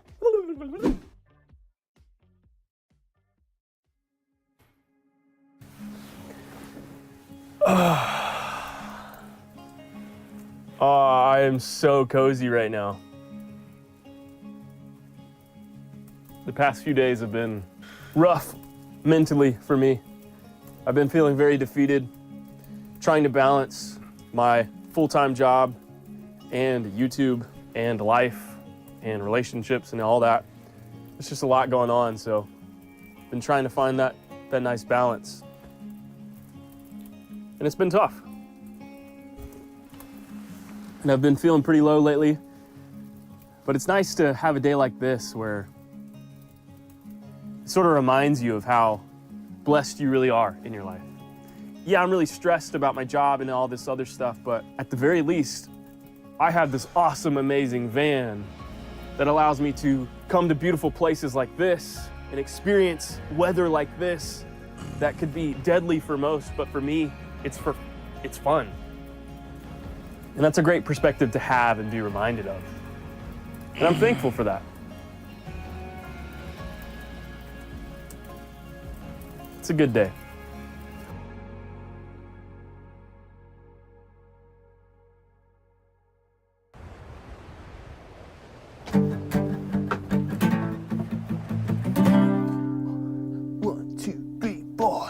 So here I am, chilling in my van. It's snowing outside, but I'm still in my van. It's really cold, but I'm in my van. And Millie's chilling inside my bed. But guess what? I am so warm inside my van. I am cozy inside my van. Okay, all right, I need to stop. Okay, I'm gonna do something daring. I don't have gloves, but I really want to build a snowman right now. That was pretty good. So we're gonna do it. And by we, I mean me. Millie doesn't want to help. She's too sleepy, so it's just me. All right, my hands are already freezing. Okay. Wow, he's already forming. Okay. All right, that's good. That's good enough. He's not gonna be perfect, but we don't have the proper tools. Gotta warm the body up. Gotta do some karate. Gotta mosh a little bit.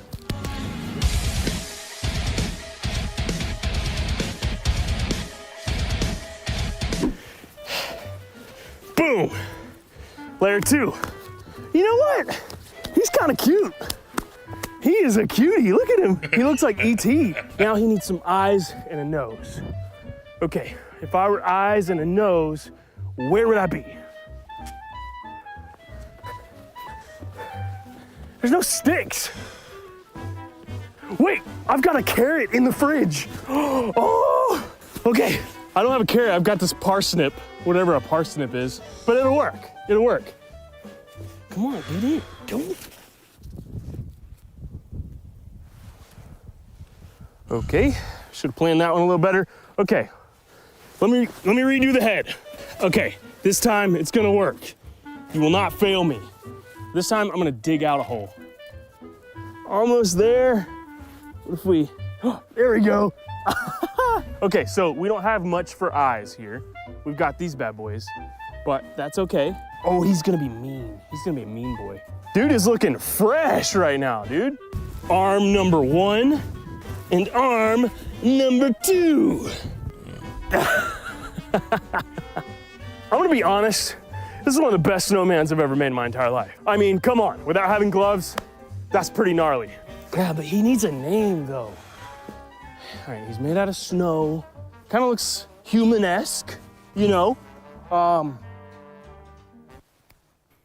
Snowman. How's it sound? You like that, snowman? Get it? Because he's made out of snow. Woo! All right, I've been alone for far too long. I need some human interaction. Oh. Do you want to build a snowman? Just give it and do. Riding didn't do it didn't do. Riding do. Ridden did do. Dang, they should have casted me for that movie, Frank. That sounded sick. What do you think about Mr. Snowman, Millie? Do you care? Okay, all right, thanks. I worked hard on it though, whatever. Where's she going? She's just dipping out.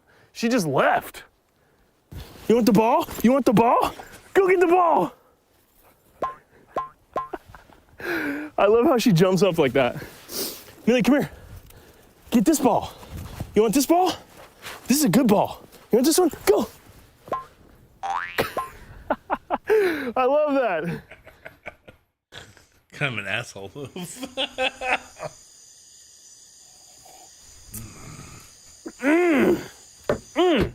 All right, so the sun has officially set, and I'm feeling like I'm ready to make some dinner and then watch a movie because, I mean, that just sounds so cozy to me, okay? So that's what we're gonna do. And what's on the menu tonight, you ask? Well, I've got this curry sauce that I've never used before, jalfrezi curry simmer sauce. So we are gonna use that with some veggies and chicken over rice, and bada bing, bada boom, a nice, delicious, hot meal to accompany my movie. So that's what we're gonna do. You hear that? Oh my goodness gracious, great balls of fire. This looks and smells so delicious. I cannot wait to sink my teeth into this. Okay, I need to change my pantalones. I need to change a lot of things, honestly. I need to change multiple things in my life. We need to change our pants because I have jeans on, and jeans and sleepy time don't mix, okay? Do you guys say pajamas or pajamas? You know, I think it's pajamas, but a lot of people say pajamas, and it just doesn't sit right with me, you know? Millie, come on, come right here, come on. Get under the covers. I'm trying to make you warm. There you go, look, see? Okay, so we are going to watch, my movie of choice tonight is Twilight. Don't judge me, okay? You are not allowed to judge me, but we are going to watch the movie on my tablet here, and what I like to do is put it up in my little cabinet like that. Bada bing, bada boom. Ah, I'm so excited. I cannot wait to be cozy. We're getting real cozy right now. Got the food, we got the bevy. Now let's turn off the lights. Time to get in the bed. All right. Woo, it's time to get cozy, Millie. Are you ready to get cozy? You ready to get cozy and watch a movie? Okay, all right, we gotta do a taste test. Millie, I know you want some, but you've already eaten. I'm sorry. I love you though. Mmm. Oh my gosh, girl. Oh my gosh, this is actually amazing. And I am not exaggerating. This is actually so good. All right, guys. I'm gonna enjoy this food and enjoy this movie and get cozy and settle down for the rest of the night. I appreciate you guys watching this video. If you enjoyed it, make sure you like, comment, and subscribe and turn on all notifications so you don't miss out on any of my weekly uploads. I appreciate you watching this video. But I'll see you guys next time. Peace. I would miss my loving, erratic, harebrained mother. And her new husband. Guys, come on, I love you both. We got a plane to catch. But they want to go on the road. So I'm going to spend some time with my dad. And this will be a good thing. I think. Oh my God, what?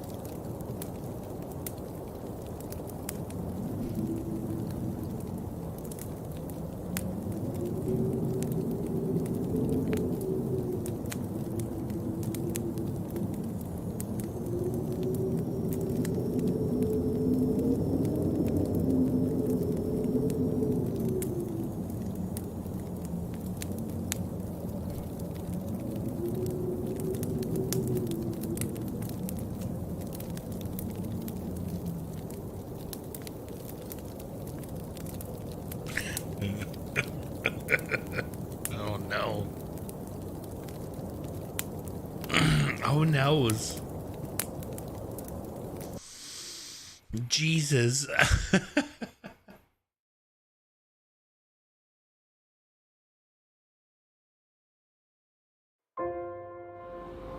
What's up, guys? It's Chad with Living the Van Life, and right now I am way out here in Skagway, Alaska, after making my journey all the way up British Columbia through the the mountains. But here inside the van, thanks to the diesel heater, it is a nice and warm 64 degrees Fahrenheit. For tonight's meal, I've got some of my homemade spaghetti sauce with Italian sausage heating up together with some ready-made rice right here in the Instant Pot.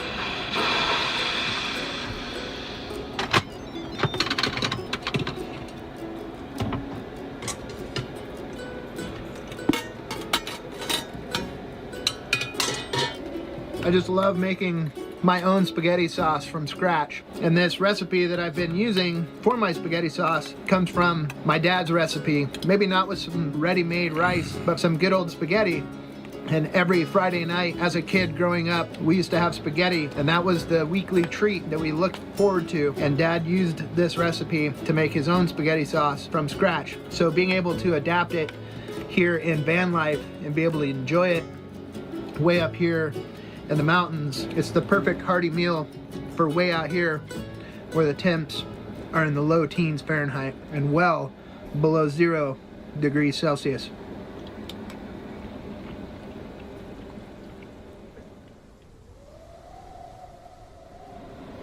The wind continues to rage outside, but yet here inside the van, it's quiet, comfortable. Made myself a warm cup of tea. I'm gonna process today's footage.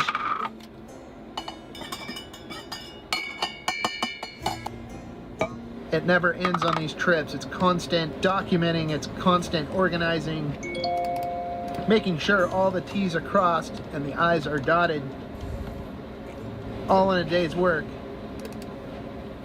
It's crazy to be up here in these remote mountains. It's 12 degrees outside, the wind fighting to get its way inside, but yet it's home sweet home on wheels out here in no man's land. It's such a surreal feeling to be way out here with a shelter on wheels that we can take anywhere. We've got light, we've got heat, we've got comfort of home. Sorry. All right here.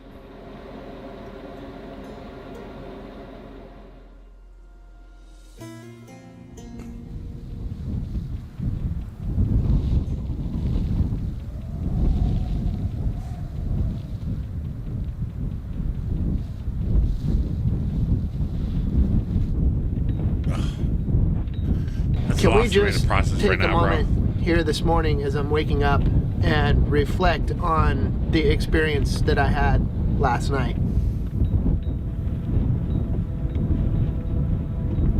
I was posted up here on the Haines Highway.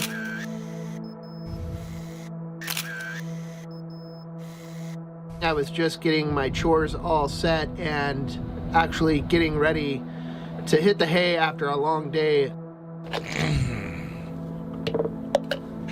Just before I crawled into bed, I figured I'd take one last look outside to the sky to see if there was any northern lights activity going on. And as soon as I opened my slider door, I could see the glow of the sky reflecting on the snowy landscape outside the van.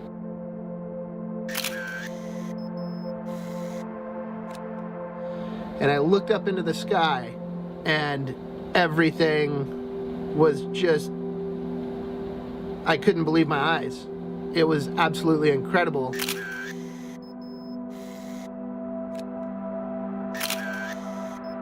I grabbed my camera and went outside and just had one of the most remarkable experiences incredible, bro. Of my entire life.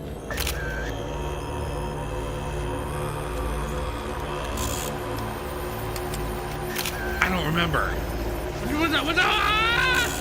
Anybody that's taken the time to stop and appreciate what the aurora is, they know what I'm talking about. It is absolutely phenomenal.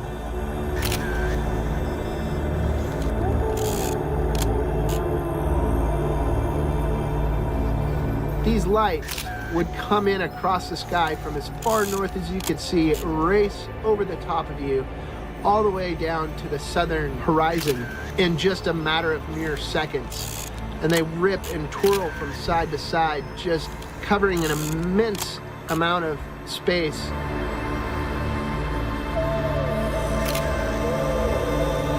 It's a once-in-a-lifetime opportunity for many of us, and the fact that I got to experience it firsthand, truly spectacular.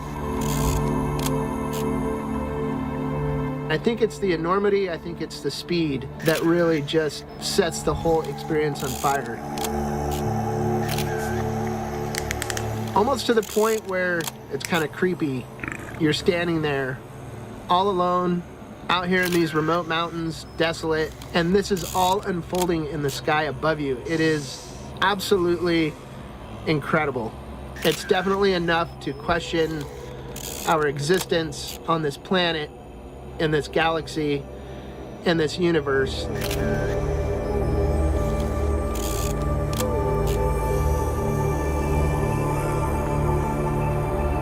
But nonetheless, I snapped a bunch of photos. I got a time lapse. Let's go ahead and roll the time lapse and watch this thing unfold. Go! Discord! If anyone wants to talk to me, Discord right now, go. This is insane.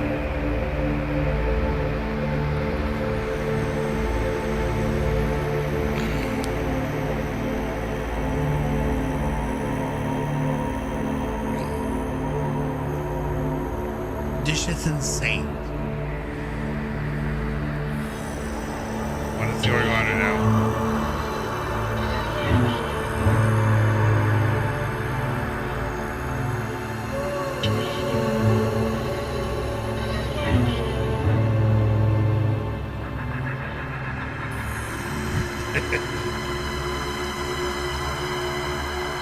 Come on.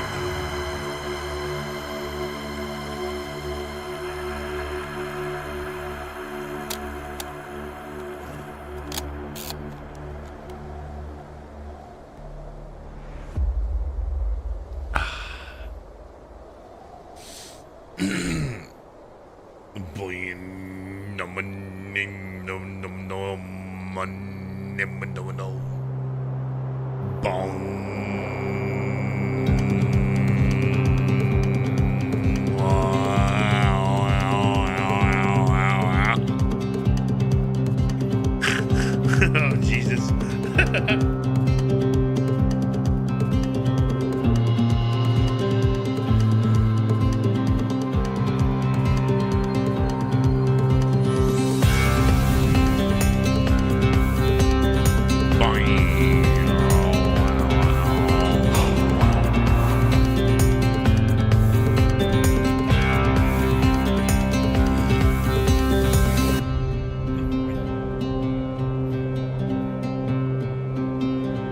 What the fuck?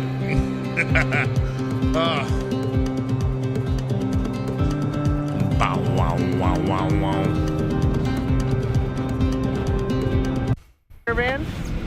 So I went to the local hardware store, gathered up some materials, and I was able to make my own.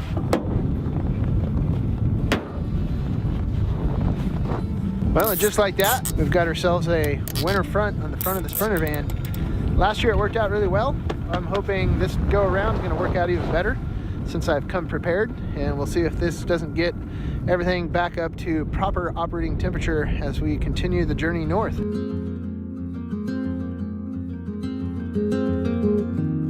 Wow.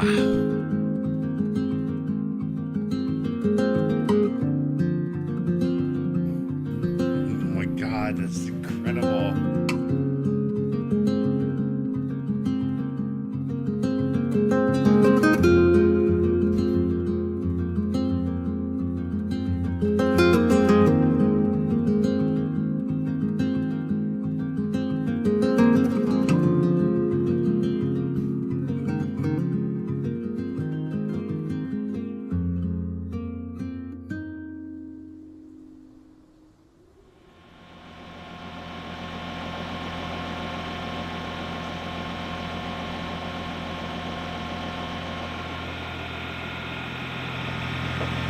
Well, I'm waking up here this morning in Haines Junction, which is north of Haines, Alaska. This is actually up in the Yukon. We're back in Canada. This is where I catch back up to the Alcan Highway, continue my heading north and west towards Fairbanks. Definitely starting to feel the crispiness coming on for sure. Now that temperatures are starting to get down into the minus temperatures, it's important to start keeping an eye on the status of the van and the different temperatures throughout the van. Waking up this morning at minus 10 degree outside temps. The temp inside the garage right now is 39 degrees. I did install a heat lamp in the back underneath my bed to make sure that that area stays at temperature for the Battleborn lithium batteries to recharge, but that heat lamp is there as a backup in case we get too cold. So everything's looking good as far as that is concerned. If we look here at the back doors, on the windows here, I've got ice built up on the inside of the back door. This is a testament to how well my partitions are working to help keep the inside insulated, because it's keeping the heat inside and keeping the cold outside. So far, all the systems are working as planned, which is important on a trek like this where we're going into some extreme winter temperatures.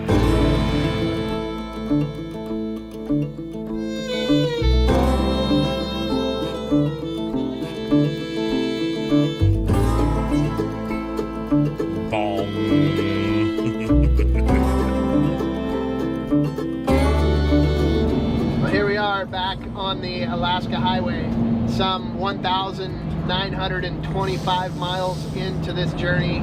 This is day number 8.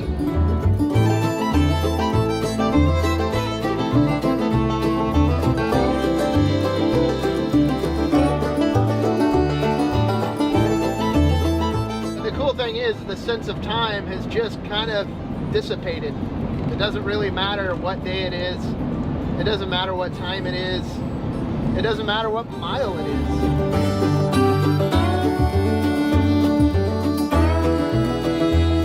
It just goes to remind me that what is time? Why does time matter? Let's just go out and live life. Let's enjoy the adventure. Let's enjoy the journey. Being able to let go for a bit, go on a walkabout, let yourself free, let your mind be free.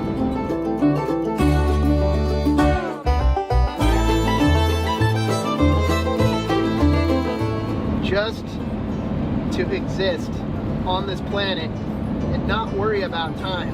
It's a truly freeing feeling.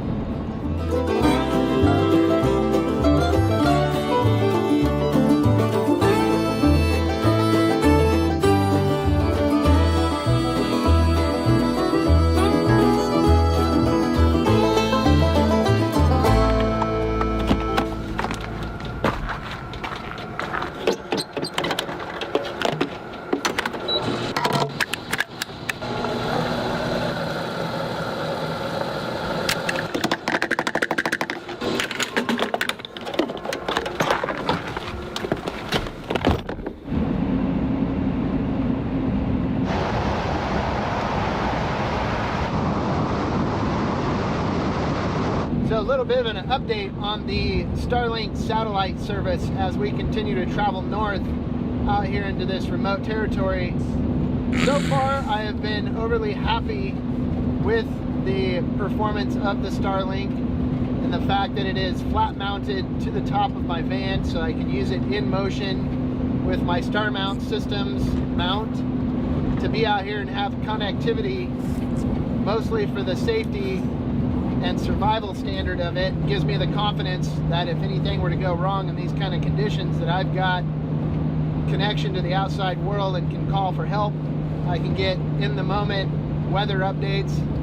If I need to make navigation changes, I've got data to be able to make those route changes on my navigation apps here on the iPad.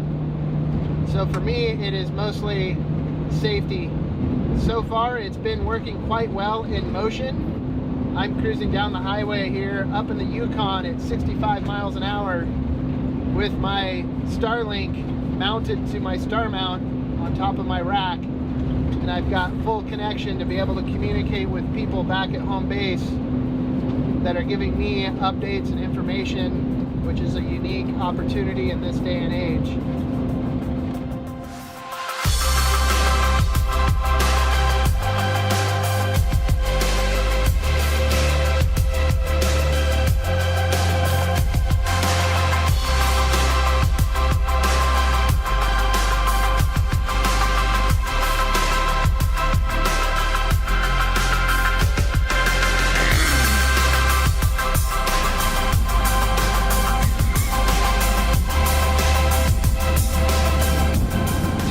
110 miles since I left Northwest Washington. 51 hours and 45 minutes worth of driving. I've been all the way up the length of British Columbia, into the Yukon, all the way across that territory, and now I'm just a few kilometers away from crossing back into the United States at the Alaska border, here on the Alaskan Highway.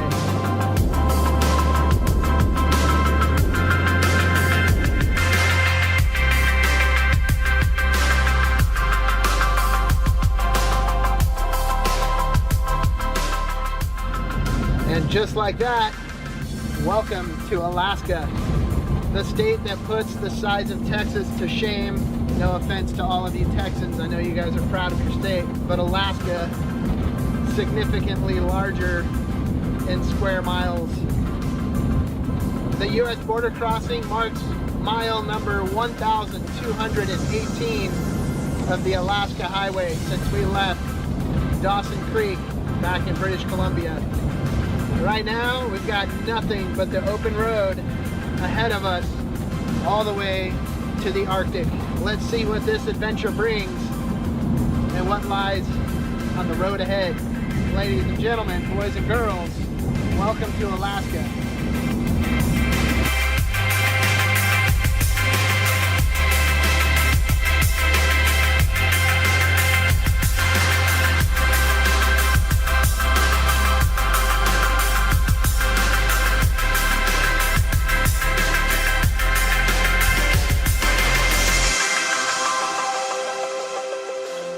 That's pretty badass, bro.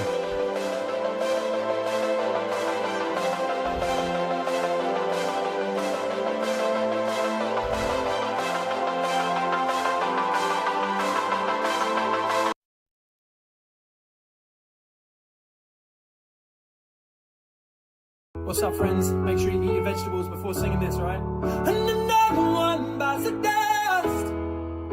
Why can I not conquer love?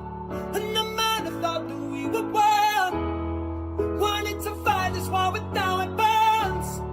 And I wanted it bad. But there were so many red flags. Now another one bites the dust. You left me clear, I just know. You did not break me.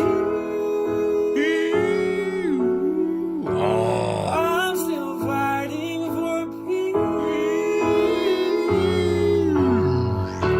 What's up, friends? Make sure you eat your vegetables before singing this. Sam Ryder What's up, friends? is Make sure you insane. eat your vegetables before singing this, right?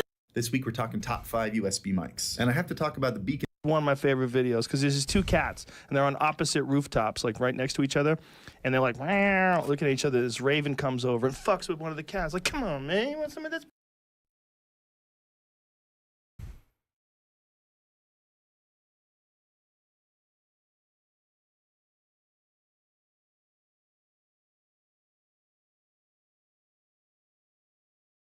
One day to go. Have you got tickets? I hope so. Let's see.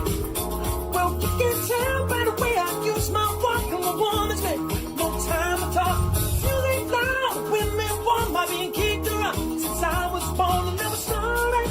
It's okay, you may look the other way. We can try to understand.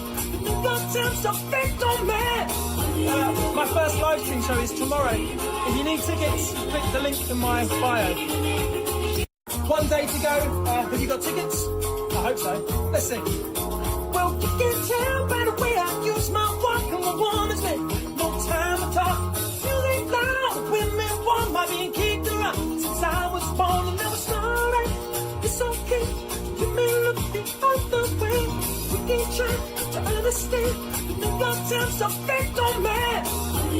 My first live stream show is tomorrow. If you need tickets, click the. Y'all think I can't write songs? It was like, nah. Oh, okay, I'm gonna write pop songs. I gave him See You Again. And then it was like, oh, he playing it safe now. I'm like, oh, I'm playing it safe? Oh, y'all still playing with me? So then I did Igor. But then I was like, not only am I gonna go left, I'm gonna give these pop records that just think I can. And then that's when I did Earthquake. And I told Lionel and my friend, this is gonna be my biggest song. If it's not, I'll give you my bank account and quit. It became my biggest song. And then I said, New Magic Wand's my best song ever. They not gonna get it at first, but watch. People come to the shows to hear that song now.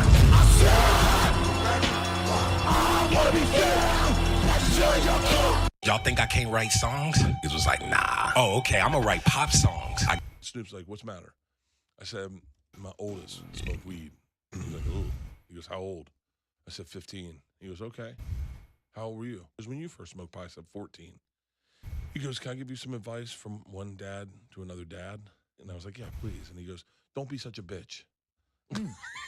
Yeah. He goes, you did it. Okay. You did it younger than she did. He goes, Right. it's not pills, it's not powder. She's a kid. She's growing up. You gotta let her grow up. You can't just hover over her. You gotta let her be. Snoop's like, what's the matter? I said, my oldest smoked weed. I was today years old when I realized that. I really hate New Year's Eve. I've never had a good New Year's Eve. It's always disappointing. Everybody's always like chasing a good time. Jennifer, on message, this is New Year's Eve. People are watching this. I'm on the Graham Norton show. You're depressing them now. They're thinking. Do people think this is how I'm spending New Year's Eve? No. That's so sad. I know. Now they're thinking, no wonder she hates it. Yeah. No. So in real life, you're doing nothing? I don't know. I always end up like disappointed. Drunk, but disappointed. That's my life. Back in the 1970s, when the mathematics of black holes was being explored and formulated. He's just giving his final salute. Yeah. I think this is in France. Oh my, dude, that's like diving. Isn't this insanity, dude? And he's on top of a mountain. We see like red rocks. And it's fast forward. Yeah. Isn't this crazy? What? Dude. So, yeah. Now that he got some Now it's real speed. Now that he got some speed, he wants to go down some hills. And he's in this valley, this tree valley, and he's just letting it carry him. But then he diverts from the valley, bro. That's a little scary. It gets scarier. And he crashes. Did he die? Just giving his final. The incident everyone misunderstood in Avengers Endgame. Captain was trying to persuade Tony to time travel, but he refused. On that fateful night, while doing the dishes, Tony accidentally splashed water onto a picture. Although everyone thought he was paying attention to the photo because he felt guilty about Peter's death, the situation was much different. In the picture where Tony posed with Peter, the diploma was upside down. Tony immediately instructed his artificial intelligence on the computer to initiate another time loop, but this time, he specifically requested it to be upside down. That's how Tony discovered the time machine. Shit. The incident Why do you hate Tesla? I bought a Model S Plaid last year. Everyone got car sick in the back. They all felt like throwing up because of the regenerative braking. The car and the concept and the technology is brilliant, but the actual build of them is terrible. Door frames are misaligned, like all this stuff. So I bought the Model S. I let my cousin use it to go to San Diego, and the motors blew on him on the highway as he was driving down. Keep in mind, this car was a week old. When I bring it into Tesla, I'm like, just give me a new one. It's got like 50 miles on it. They had the car for like 9 weeks fixing it. I was like, this car is a week old. You're not even gonna give me a loaner? Porsche would never do that. How would they not give you a loaner? I don't know. Why do you hate Tesla? I bought a Model S Plaid last year. Everyone. Kanye said, only millionaires wear chains. They said, what? He said, I'm a billionaire. Billionaires don't wear their money on their body. I took my chain and I said, oh, snap. He said, I can say anti-Semitic things. And Adidas can't drop me. Now what? Adidas dropped that immediately. This guy lost $1.5 billion in a day. $1.5 billion in a day. I saw that. I said, put your chain on. Welcome back. Kanye said, only millionaires wear chains. They said, what? He said, I'm a billionaire. Oh, Billionaires shit. don't wear their money on. 15 years ago, everyone. The fact that we got matching tattoos of the logo on the can of video head cleaner that we were huffing. And my daughter got this tattoo. Yeah. Someone told me like there.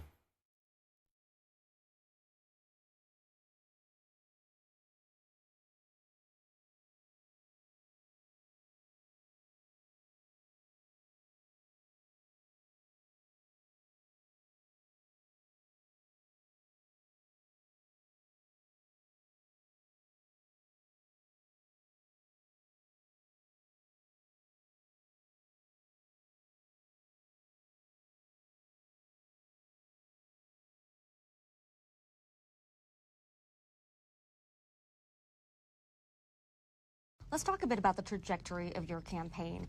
You started out as a top challenger to Trump, fighting for first place. Now, the majority of the energy of your team is really focused on fighting Nikki Haley. Can you admit you found yourself in a fight for second place? Well, I've had $40 million spent against me. That's more than all the other Republicans combined. That's more than has been spent in this election cycle combined with Biden and Trump. And they've come in after me. So that shows you that they view me as a threat. They would not be spending that type of money if they didn't think that I was a threat. So we're doing it. I mean, look, when we're getting hit, we're going to hit back. But I've been very clear about drawing contrast with Donald Trump. I think the issue is, a lot of people in corporate media, they only want to see you hitting Trump the way, say, like a Chris Christie does. We focus on those contrasts. A lot of times you don't get very much play with it, but I'm out there delivering that in town halls, in debates, when I'm there meeting voters one-on-one, because there are big contrasts in terms of Trump's promises and lack of delivery. But you're and then much my promises closer in the and race to Nikki Haley than you are to Trump. What happened? Well, no. I mean, first of all, Trump has always been leading in the race. I mean, he's the former president. He's one of the most famous But you're not people even in the there. top challenger So to him now. we are the top. They wouldn't be spending that money if we weren't the top. I'm the only one that has a chance to beat Trump and win the general election. Nikki Haley can't get conservative voters. She's playing for voters who are not even core Republicans.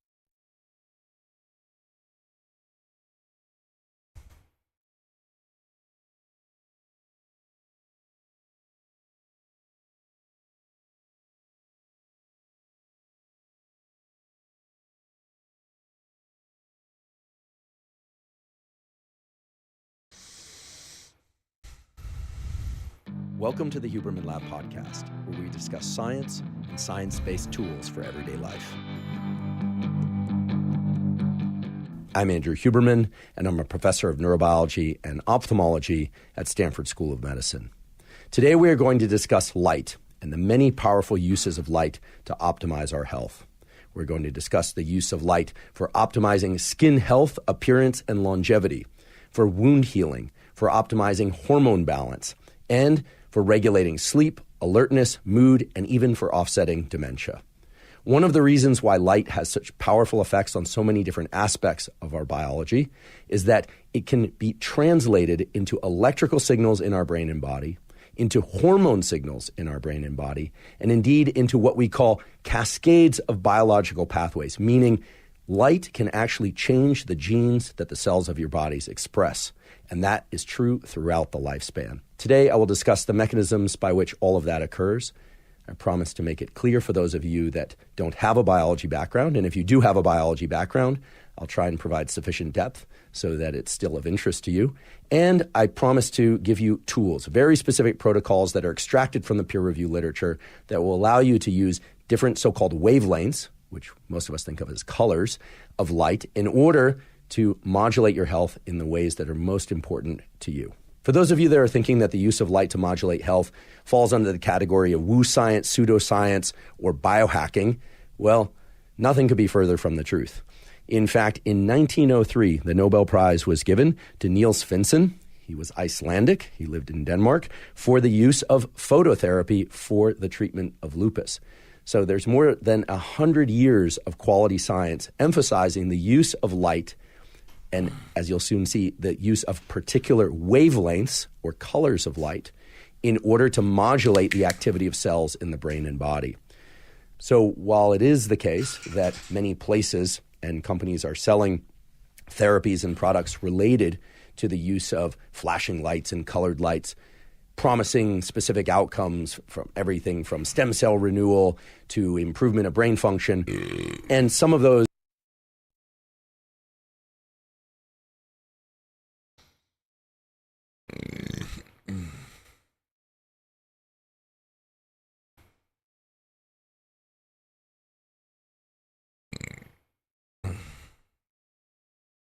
marinara cream, a little bit of garlic, pepper.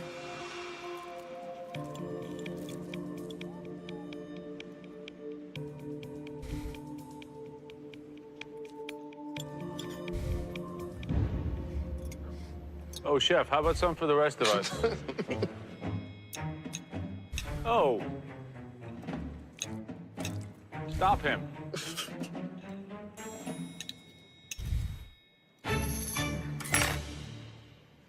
That was delicious. Thank you so much. Thank you. I appreciate that. Amazing. Sorry. That was amazing. That was for on the lettuce. Oh, no, no, no. Some stunning views this morning.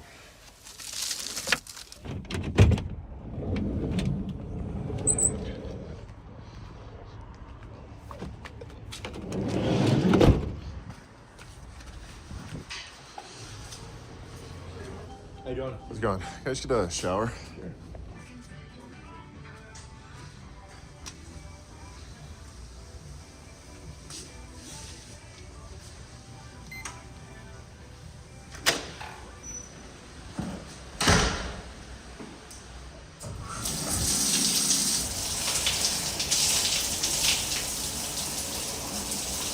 Well, that felt amazing.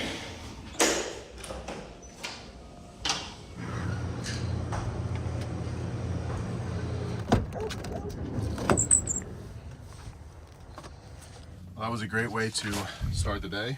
Feeling good, feeling fresh. Quick update for those of you who are following along on the road trip from Key West to Alaska. According to my car, so far I have driven 5,298 miles, which is just about almost as much as the trip would have been if I had straight up beelined it from Key West up to Alaska. So we are definitely taking the scenic route along the way. So I left that beautiful mountain vista from my last video yesterday in the afternoon after this park service lady came up to me and told me that they were closing the gate to the location that I was parked in because they had caught wind of a massive party that was supposed to happen there, and they just wanted to get ahead of themselves before it got too rowdy out in the middle of nowhere. So they were closing it off. But we got ourselves a breakfast bowl, we're showered and we're ready to go. And today we're going to Sedona.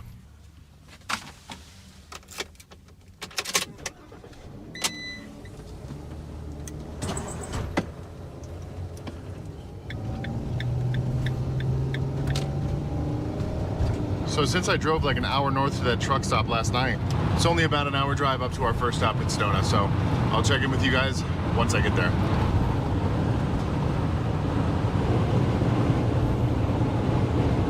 There they are, Red Rocks of Sedona. I'm really hoping that I'll be able to find a campsite out in the wilderness out there that has a pretty good view of those rocks tonight. And I've camped here before and I do know a spot that I can go to. I just don't know how packed it's gonna be since it's a Saturday and it's pretty nice weather out. It's like 60 degrees, so I don't know, I guess we'll see. But we are supposed to get some snow tonight, which will be cool. And look at that. Sedona is easily one of the most beautiful cities in the country. It's almost like the rocks give the effect of it's constantly sunset no matter what time of day it is because of their color. Pretty cool. Also, another fun fact about Sedona, this is the only McDonald's in America that doesn't have the golden arches. They have teal blue arches because Sedona thought that the yellow arches would clash too much with the colors of the hills. So that's the only McDonald's in America that doesn't have signature golden arches. But I'm pulling in here real quick to go to the bathroom before we head out to our first spot, which is Devil's Bridge. All right, so I ran into Safeway, got some really good stuff for dinner tonight that I'm excited to cook. I went to the bathroom. Now we're ready to go for a hike.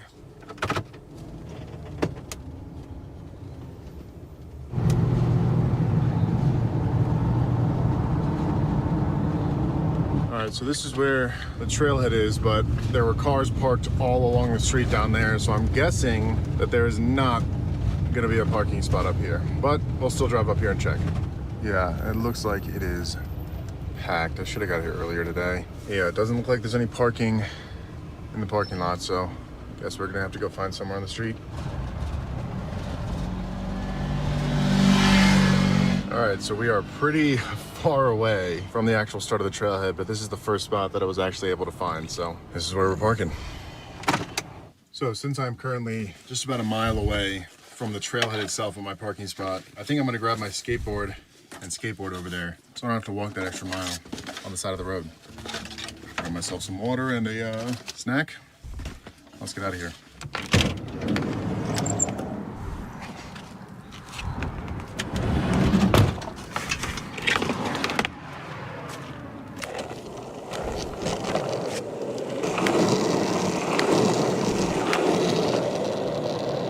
Man, I haven't taken the skateboard out in forever. Pretty nice views too. Look at that, we're making record time. Those people passed my car like 5 minutes ago. Bada bing, bada boom. Only took us like 5 minutes to get there. Not bad. This road's a little bit too bumpy for skateboarding. Put the skateboard in the backpack. I don't know how stable it is though, so just kind of hoping it doesn't fall out while I'm hiking. And also, about my footwear, these aren't my favorite hiking shoes. I just don't like wearing socks with them when I hike. And I've worn Birkenstocks on pretty much every single hike that I've been on since I lived in the van, including glaciers, up to the top of mountains, and a bunch of different places, and they've always served me well, and I love them. So there were a ton of people who suggested that I go check out Sedona on this trip in my DMs and in my emails when I asked for it in my other video. But the only one that I could find, and there might have been more, I don't know, so I apologize if I missed it. But shout out to Charlie Chalanda for recommending Devil's Bridge. If you guys ever have a recommendation for things I should go, places I should check out, send me a DM, leave a comment, send me an email. If I go check it out, based on your comment, I'll give you a shout out.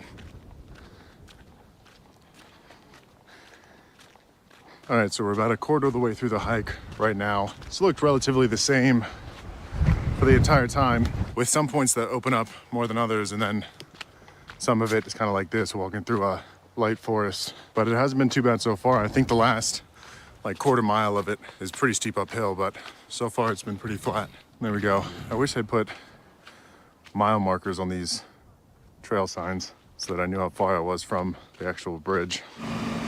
That thing is bad.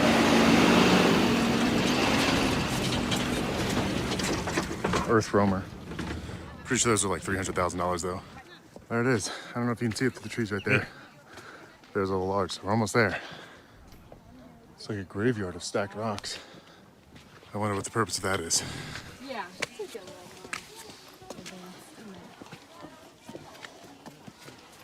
It's like the first viewpoint along the trail. But I think we still got a little bit more to go up over to there, so check in with you guys once I get there. There it is. And I think there is a very long line to walk out there and take your picture. But I'm not gonna lie, I don't think I will be waiting in. Because at the pace these people are taking pictures, it's gonna take like 2 hours.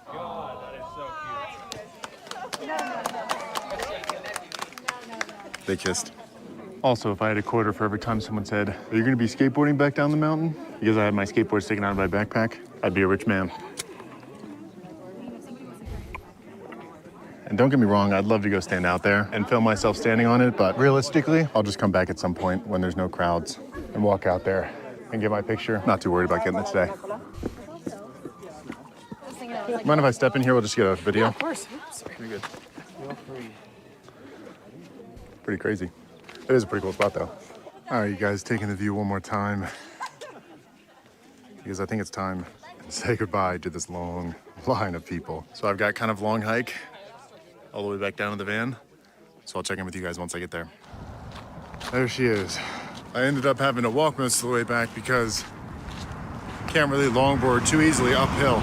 So that added like an extra mile to the hike just walking back to the van, which sucked, but we're finally here. Man, do I hate Saturdays though.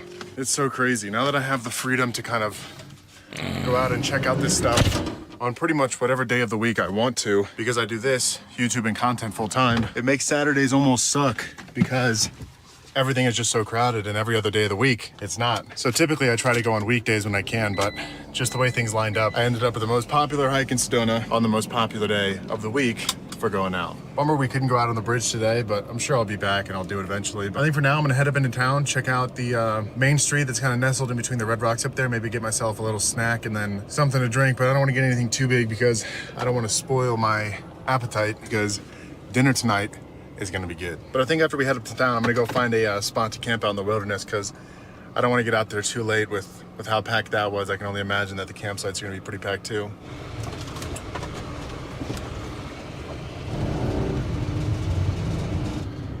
It is beautiful up here, but I can already tell it's gonna be a pain to find any kind of parking up here. But who knows, maybe we'll get lucky. There's a sign that says there's parking this way. I'm gonna try over here first before I even think about trying the main strip. All right, we got lucky. We got a spot right here in the front. Boom, parking secured. Man, we got real lucky. This guy just so happened to be pulling out of the spot that I'm currently in. As I was pulling up on that road and I let him out and took his spot, it looks like that entire lot and all of these streets are full. And we're pretty close to the main strip, so we got pretty lucky, but let's go get a small something to eat, check out the town.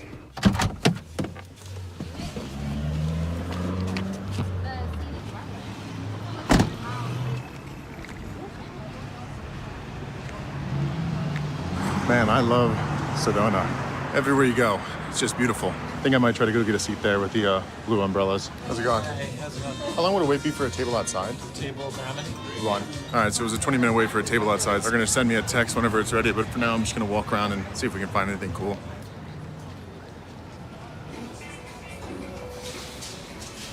That's pretty crazy. Definitely not $17,000 crazy. All right, those are some of the most expensive rocks I've ever seen in my life, but table's ready. Let's go get something to eat.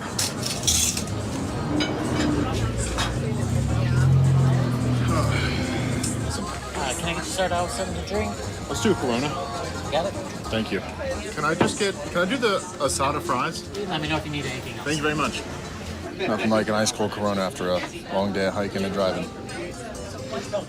It's a beautiful day out. I can't believe it's supposed to snow tonight. I was checking the weather and I think that the forecast has kind of died down a little bit. It's not supposed to be any accumulation anymore, just kind of a dusting. It's kind of disappointing, but I guess it's pretty good since I'm going to be off-roading in a two-wheel drive vehicle to get to my campsite. Look at that. That looks delicious. Last time I was in Sedona, I went to another restaurant on the strip that I'm not going to name, but it was probably the worst food that I've ever had, so I'm glad that this looks good. Definitely good. So the spot that we're going to be camping tonight is like 25 minutes from where we are right now. And there's hundreds of spots out there, so I should be able to find something, but I'm just hoping it's not too packed. All right, so got a box to go. I couldn't finish it all. Let's get back to the van, find a spot to camp tonight.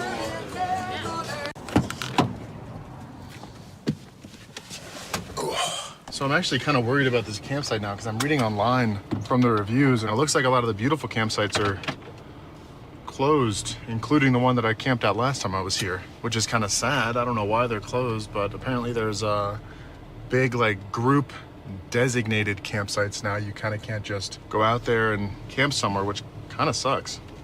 Ugh.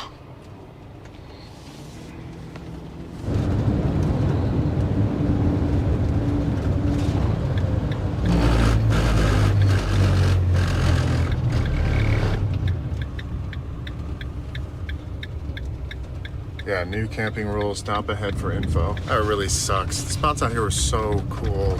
I'll pull over to the board and see what it says. All right, so it looks like there's two options, surprise and windmill. I think I'm gonna try for windmill. All right, so we got a 2-mile drive down a dirt road to get there. So I think this is the first of the 2 designated campsites. I'm gonna go try the second one, see if it looks any cooler. And then maybe we'll come back here because it doesn't look too crowded, which is good. All right, so this is campsite 2 and it's actually got a view of the Red Rocks. So I think I'm gonna stick with this one as my spot for camping. And I think I might take that spot back there. And I might honestly flip the van around because the wind is coming from this way. If I flip it around, at least I can have my door open. Yeah, this wind is kind of ridiculous, so I don't even think I'm gonna flip the van around. I think I'm gonna drive it up there and kind of park it at an angle so that I can open my doors to the red box and have a nice view. And also, if it's supposed to rain tonight, it looks like it gets muddy back in this area. So I don't want to get stuck back here. You can see the tracks of someone else who had to drive through the mud.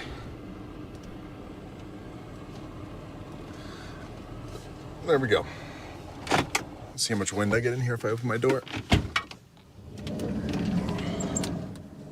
Oh, very nice. Not a lot at all. It's not as private of a spot because like the road is right here, but it's just a dirt road, so won't be too many people driving by, and at least I've got a good view here. And I'm actually kind of hoping that we do get some snow tonight.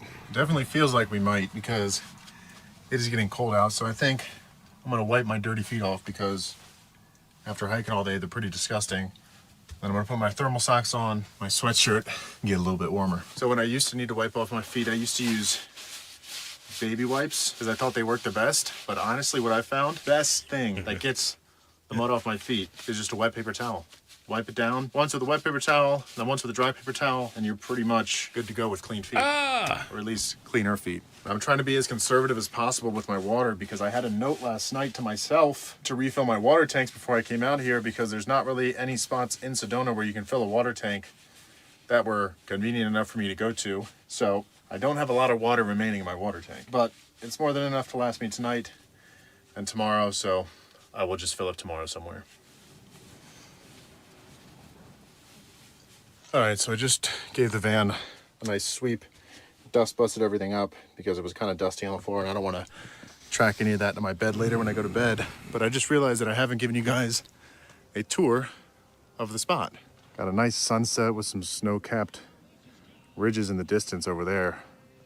Looks really nice. There's another RV and some people sitting around a propane fire right there. But yeah, this is the spot. Nice view of the red rocks in the distance. Going to bed. This is that road that we came in on. And then these are those